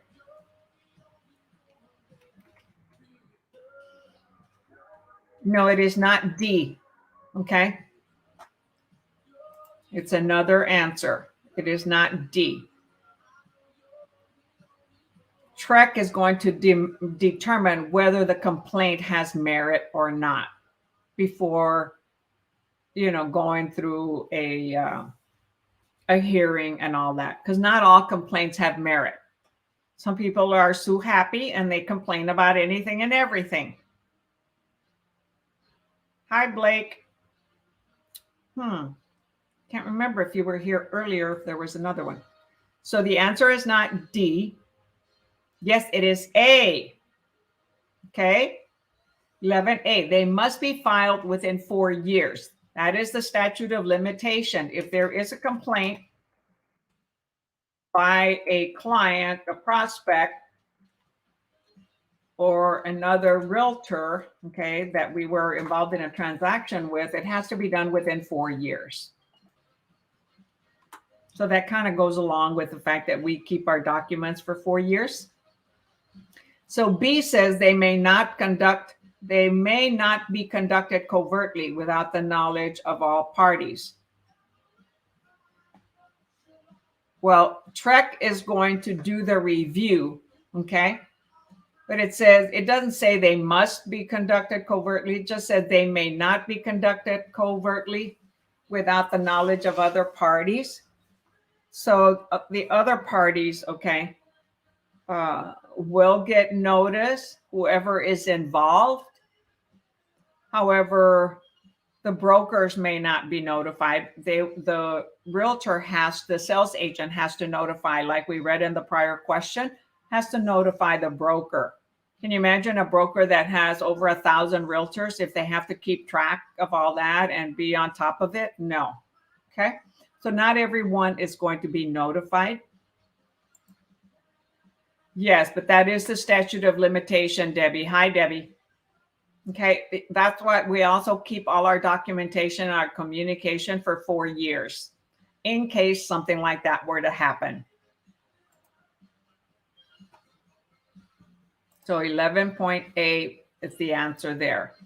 D says, and so it has to have merit. So D says they must be investigated regardless of their merit. No. Can you imagine how many people falsely complain? I had a tenant in Oregon call the Oregon Real Estate Commission and complain about me, and I was their landlord, that I wanted to spray the complex and I was pushy and not letting them. Well, they were complaining that they had termites, right? And wouldn't let me go in and do it. They complained to my broker. They complained to the Oregon Real Estate Commission. No, they're not going to waste their time. They told them, hey, we have nothing to do between you and your landlord. These are not real estate transactions. No, it is 4 years. Okay. That is the statute of limitation, 4 years. And that's also why we keep all of our documentation for 4 years. Okay. Okay. So now the next test is on licensing regulations. Okay. So this one was on, what was this one? This one was on the Texas Real Estate Commission. You know, what power and what things can TREC do. Now, licensing regulations.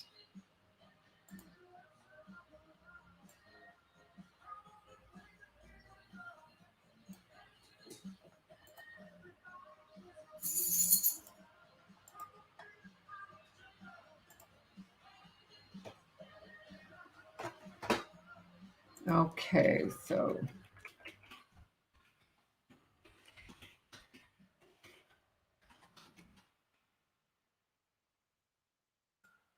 this one is very, very state specific. Sometimes some of the state questions can be a little bit like some other states, however, you know, not identical. Every state has their own laws. Okay, and their real estate commission is also going to have their own, because some states only have one exam versus, like us, Texas, we have the national and the state. All right, number 1, which of the following best defines a broker? A, Texas resident who performs brokerage activities for compensation. B, a licensee who sells his or her own property. C, a person who performs brokerage activities for others for compensation. Or D, a residential licensee who manages salespeople.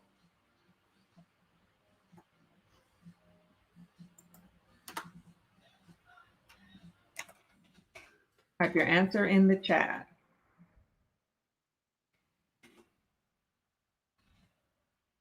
No, it is not D. And I will ask Debbie and Delta to remember to type the question number, please, in addition to the letter answer, because sometimes we do have a delay. in the answers showing up, and that way I know which one you're referring to, and so will everyone else. Okay, the answer here is C. A person who performs brokerage activities for others for compensation.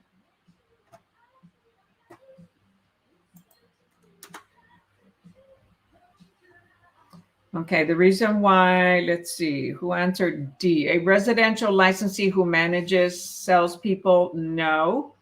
It has to be a broker has to be able to have done commercial, residential, land, apartment complexes, all types of different transactions, not just residential. Okay. And so the brokers, do manage the realtors, and there's policies and procedures. And some agencies have more than one broker. So one of them would be an assistant broker, an associate broker, but they're not the main broker. There's typically one main broker. So and A is not correct because it doesn't say doing it for others. So the key words as to what a broker does, it's a person who performs brokerage activities for others for compensation. A said a Texas resident who performed brokerage activities for compensation. Well, it may be brokerage activities for others, but it didn't state that. And we are getting compensated, not 100% of the time, because sometimes we could do something pro bono. So it has to be performs brokerage activities for others for compensation. And so they use the word a person instead of a licensee, right? Because a broker is licensed, but they're licensed, and additional to getting their broker license after 4 years of doing real estate and meeting certain requirements of types of transactions and taking additional hours and exam. So let's see, do you have to be a Texas resident to be a broker? No. Okay, it's best, you're going to have your Texas license. Okay, you do have to have a Texas license to be a broker. And it's best to be here, but I think we do have someone that is out of the area, because a lot of things we do now virtually. And we have brokers, multiple brokers, some that live here. So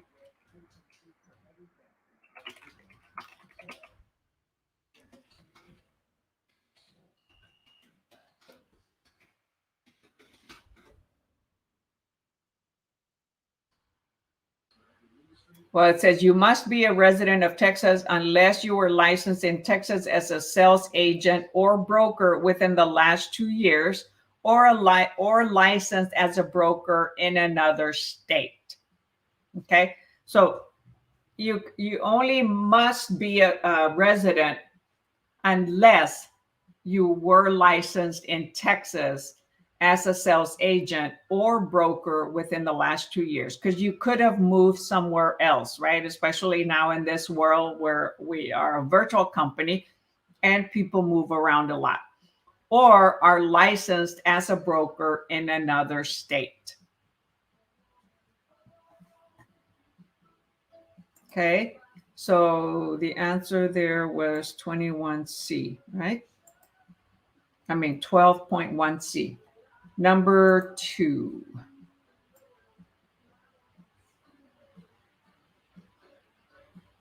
Now, can somebody 18 years old be a broker? Type your answer in the chat. I'm curious if you all think about that one.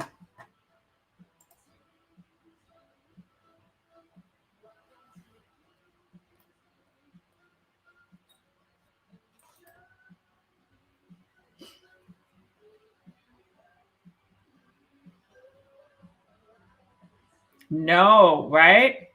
Because You have to be at least 18 years to get your license. And then after that, you've got to practice for 4 years and do so many different types of transactions. So yeah, that's correct. An 18-year-old cannot be a broker. They haven't practiced real estate for 4 years and done the extra work. Okay, number 2, which of the following best defines a designated broker? A, an active Texas broker designated by a licensed business entity to act on its behalf. B, a non-officer of a licensed corporation named to conduct real estate activities on its behalf. C, a dual agent in a brokerage. D, a licensee who has successfully passed his or her required realtor designation curriculum.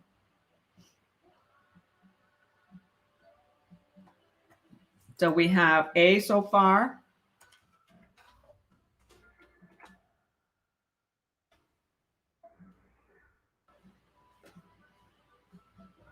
Anybody else? Ooh, what happened there?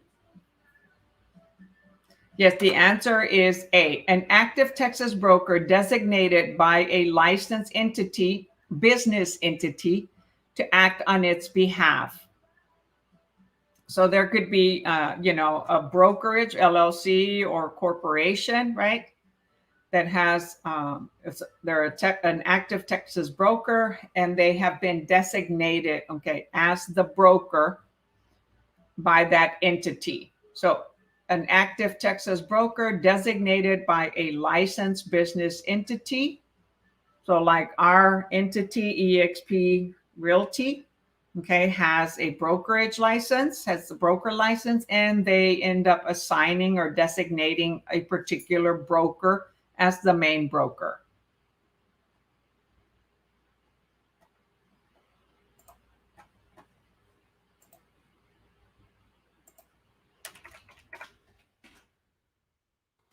Very good. Okay, number 3.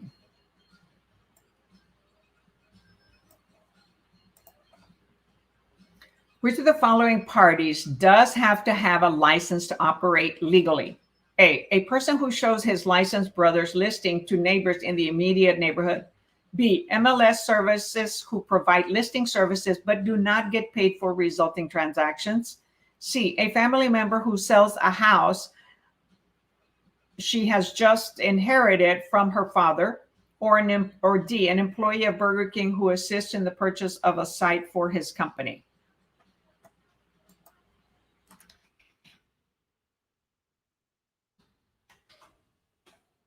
Type your answer in the chat. Now, don't pick the one for Burger King.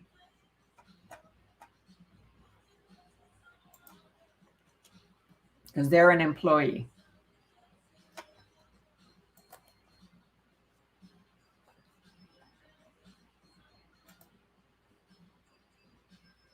Okay, so far I have A. Anybody else?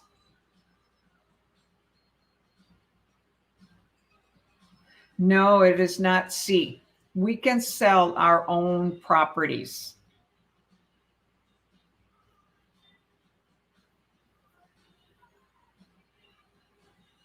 The answer is A. A person who shows his licensed brother's listings to neighbors in the immediate neighborhood. So if he's going to be showing property, it's got to be licensed. So which of the following parties does have to have a license to operate legally? Okay, assistants can do certain activities, but not show property. Okay, we can do paperwork, we can give, an address, set appointments, do some cold calling just to schedule appointments. We cannot show properties. So if that person shows his or her licensed brother's listing to neighbors in the immediate neighborhood, they're showing a listed property, therefore it requires a license. Because only realtors and the owner are allowed to show the property. Well, except for places like Open Door, they will allow anybody to go look at the property. That's a real estate company, Open Door. and they'll ask questions. They have a number that you have to call in, and they give you the code to open the door. And they are vacant homes. Oh, I already typed the answer there. So those are not necessarily always shown with a licensee. Okay, so be careful with words that say must, always, never.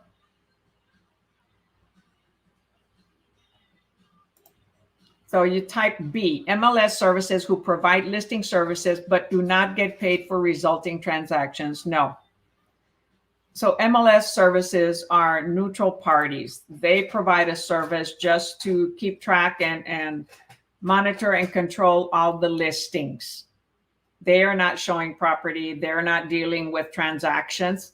They're basically monitoring, tracking, and managing all the listings that are uploaded. And then they're syndicated to many other companies, websites, okay, that show, our listings. They are syndicated to many, many different sites. That means syndicated, that means they're sharing our listings to many other sites so that we don't have to post them on every single site. There was a time where we had to upload it to Trulia, to Zillow and homes.com or whatever. Now it's automatic. When we have a property in the MLS, it gets sent out to so many other websites where buyers search for homes. So the answer is A. So MLS is a neutral third party that manages listings that we upload. Did anybody say, okay. So Deb, you said C, family member who sells a house she just inherited from her father? No, we can sell our own property, okay, without a realtor. That's called a for sale by owner. All right, and I think that covered all those questions. Right, okay. So did we do 5 already? I think we did 5 questions, right? Yes, so we've done 5 questions, okay? We actually did maybe 6. So that's all we're going to do for Texas state questions, because again, we have very few Texas questions. And again, repeat the questions over and over from the prep books that you have or others that you download or new prep books that you buy. Delta says, can we do more? Yes, we can do more. Okay. So anyway, I get to repeat them over and over, which is what I advise you to do so that you get them, you get to learn them. Okay. We'll do a few more. Thank you for asking. All right, number 4. All of the following are exempt from real estate licensure except 1. So 3 are true, 1 is not. Which one is not exempt? A, a Texas attorney. B, a party acting under the auspices of the court. C, an on-site manager of an apartment complex. C, a city mayor who operates a rental agency. Who is not exempt, okay, from being able to do real estate, exempt from real estate licensure, not having to have a license?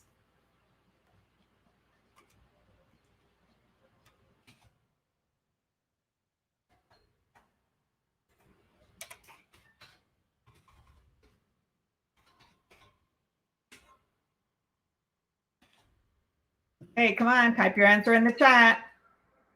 No, Texas attorneys, they deal with legal documents, okay? They don't have to have a real estate license. They can, but they don't have to, because they're attorneys already, with a law degree and passed by the state board, right? And the 13-party committee that creates the promulgated contract, right? 6 of them are attorneys and they're not licensed. They can close transactions. They're called real estate attorneys. So they have a license as a attorney. Now, if they want to become realtors and get compensated as a realtor, yes, they would have to be licensed, but they get paid as an attorney. So the city mayor that operates a rental agency. So someone that that is providing services, okay, in exchange for money. What was that other question we saw? A person who performs brokerage activities for others for compensation. So a rental agency is providing activities for others. Oh my gosh, I hate that thing. Helping individuals find rentals, okay? And so he operates a rental agency. It's not an apartment complex. So a rental agency, could have individuals that are investors or others listing their property with them, with the mayor, in order to rent it for them. So they are doing a service for others. They are doing real estate activities for others. So they require a license. An on-site manager in apartment complex, they don't need to have one. They're an employee of the apartment complex. Okay, and then we had a Texas attorney. No, because they're getting paid as an attorney. And they close transactions as an attorney. They're a neutral party, just like a title company that has an escrow officer. The attorney is an escrow officer. And they're getting paid as a neutral third party. If they want to get paid as a realtor and get commission, then it's required for them to get a license. Because on the settlement statement, on the closing disclosure, if there was an attorney involved, not as the escrow officer, however, as a consultant to the buyer or to the seller, there would be an attorney fee in the settlement statement when it's being closed as a title company. Okay, number 5.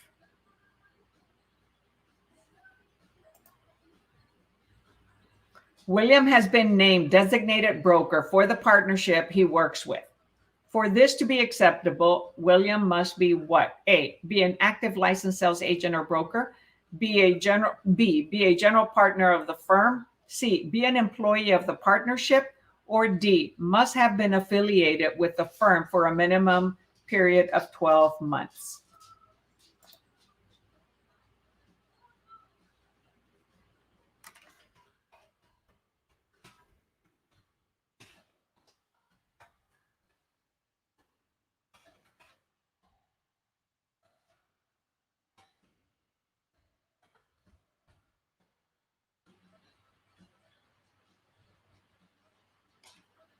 Okay, so far I've got B.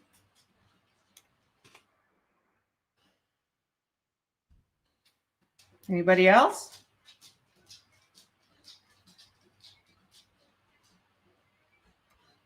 All right, the answer is B. Be a general partner of the firm. So William has been named as designated broker for the partnership he works with.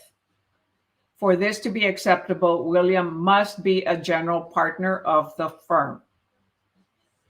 See, it says he works with them. He doesn't necessarily work for them.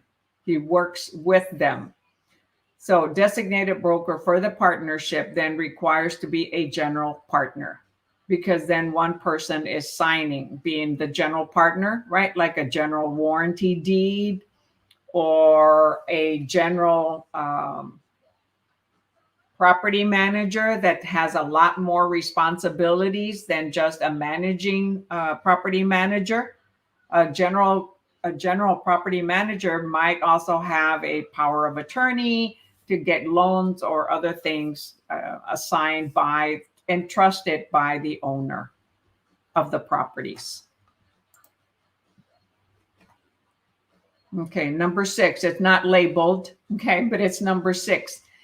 If an applicant fails to prove to the commission he or she blank, he or she can be denied a license. A, is registered to vote. B, has a net worth over 25,000. C, is honest and trustworthy. Or D, has an insured car and driver's license.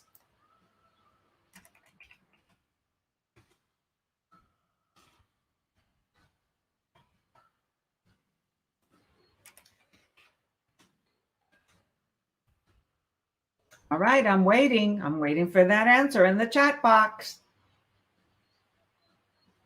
Not a crooked hat, huh?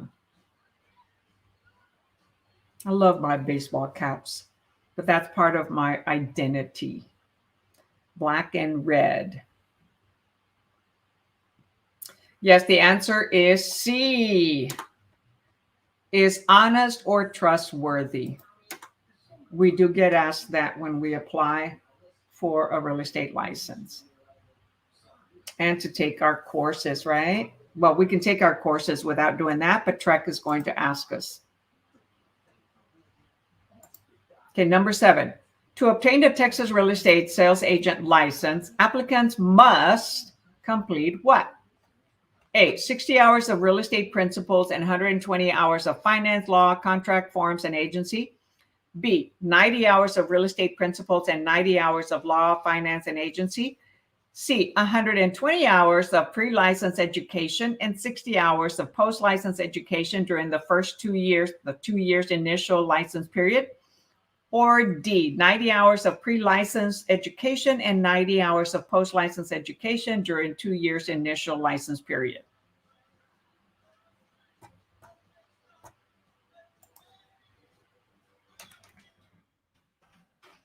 So type your answer in the chat. Which one is it? 60 hours of principles and 120 hours of finance, law, contract forms, and agency, 90, 90, 120 and 60, 90 and 90 afterwards. So we have an A so far.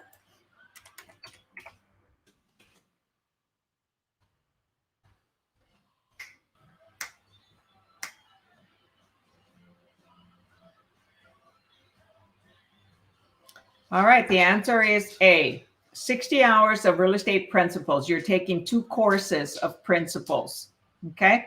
And then you take finance, 30 hours, law, 30 hours, contract forms, 30 hours, and 30 hours of agency.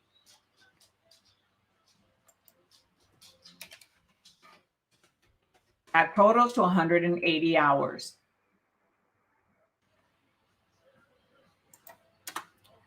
B is inaccurate, Lisbeth, because it says 90 hours of real estate principles. You actually take 6. You take 6 courses. Okay, 6 courses.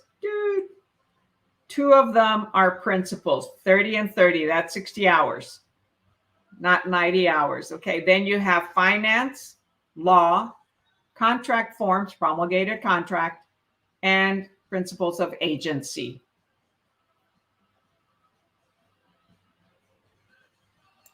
Okay, so 7. Do you know how much the TREC application cost? I think it's $210, or I think it recently changed, $210 to $220, or maybe even $195. Does anybody know recently that has applied for TREC? It's above 200. I thought it was 210 or 220. That's just for the application. Make sure that when you're applying for the application, you've already finished all your courses, you've sent in all your certificates, and then you apply so that they can approve all that and then let you take the exam.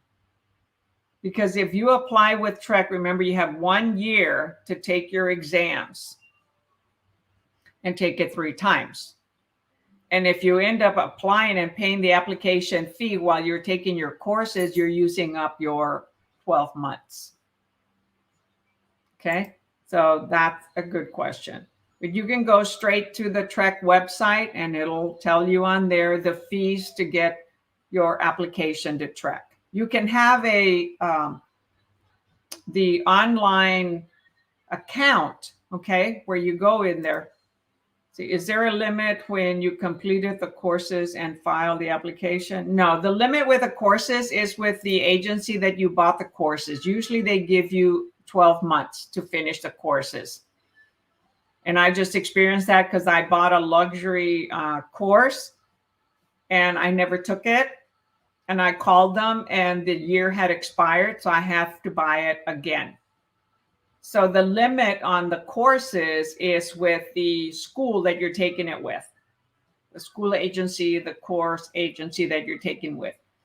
The exam period, once you file your application with TREC, okay, after you've taken all your courses, okay, you can send in, and TREC says send them all in at one time.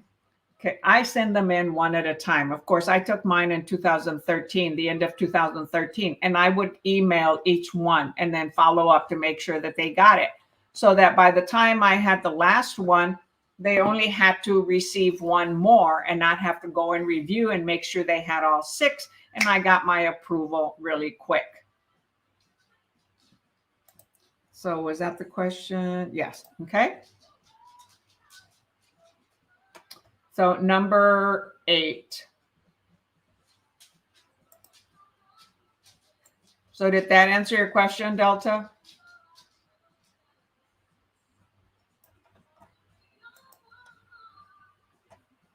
So let's see here. Another question. In between courses and file application, for example, if I completed a course a couple months back, is there a time limit to apply? I wouldn't apply, okay, until you have finished all 6 courses, because you're starting to use up your 12 months. So you can create an account, which is an online account, and then you send them your certificates every time, and they'll keep track of them on there. Because once they'll accept payment for an application, but then they're going to say, okay, you've got to deliver the 6 certificates, take the 6 courses. Well, now you're using up 12 months because the clock starts ticking. So you can send in your certificates. They usually say, wait till you have all 6. I didn't wait. I went ahead and sent them as I was doing each class. I emailed it. Okay. So in between courses and the file application, finish your courses. Because once you file the application and pay the $210 or whatever the fee is right now, the clock starts ticking. Okay. Number 8. This will be the last question because I've got a dog and cats that are bugging me for food. So we did 5 more. Which of the following is true regarding license requirements? A, non-resident license applicants must meet special out-of-state education requirements in Texas law. B, non-resident applicants must agree to forfeit any non-Texas real estate license. C, successful license applicants will be issued an active license, which is sent to the applicant's sponsoring broker. Or D, applicants who have met all requirements will receive an inactive license. And those requirements would be, your 6 courses and taking your exams. And getting your fingerprints, right? The background check and fingerprints. Those are a lot of the requirements that are required. And paying the fees, of course, paying your application fee. Okay, so we've got DD.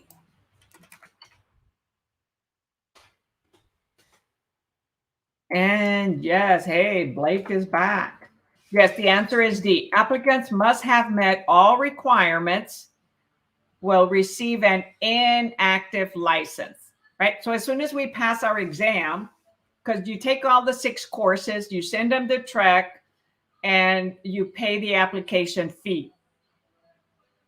Now they review everything that you sent in, and they can send you an approval letter real quick. If they tell you, oh, it's going to take us 2 weeks, don't wait 2 weeks. Call.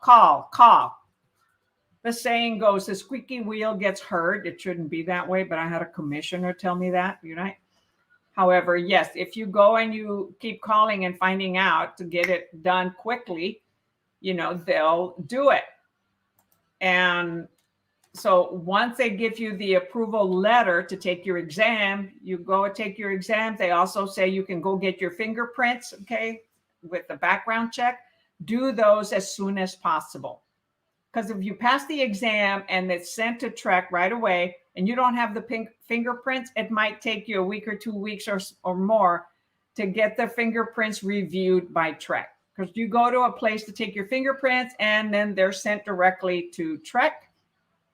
And then TREC needs time to review the background and the fingerprints. When I first did it, I went to the police station to get my fingerprints in Oregon. But here they have different locations. Okay. Any other questions before we call it a night? It was an awesome night. Lots of participation, lots of questions. This was great. Loved it. So any questions? The next night will be, today is what, Wednesday night, Saturday morning at 10 o'clock. Last Saturday, I did it at 6 because I wasn't feeling well, throat infection. It's almost gone. So remember to study. No, practice. You don't just study questions. You practice them. Okay? Read the question, the answers, write the answer. And if you don't get 100, I encourage you and I highly recommend that you keep taking the same questions over and over until you ace it, until you get 100. That is what I did. You don't have to do what I did, but most books recommend that you at least get an 80. However, the exams at the actual exam are harder. Okay, so perfect the results of the answers. Okay, and keep seeing the questions over and over, and then it gets easier. And you get a better idea of what it's like. People that have passed it right away, they repeat questions over and over and over from different books, and especially the ones that explain the answers. Thank you, Blake. I appreciate that. And I'll take all the compliments. Yes. So then I completed a course last year. So should I send the certificate right now? Yes. Yes. Please do. As soon as you finish your course, send the certificate. They'll keep it on record. So when you already have an online services account, okay, it's not something you pay for, then you can send your email the certificate on the email that they mentioned there, okay, to send to TREC, and they'll have it on record. I've had students that took them, long time ago. Sometimes TREC will say, yeah, you have to repeat certain of them, especially when the laws have changed, okay, like promulgated contracts. But certain other ones, they still have them on record. And then you can, as long as they approve the 6 courses or any courses that you've got, then they'll send you a letter approving you to take the exam. But if you already have it, send it in, okay? Just don't pay the fee yet, the application fee, okay?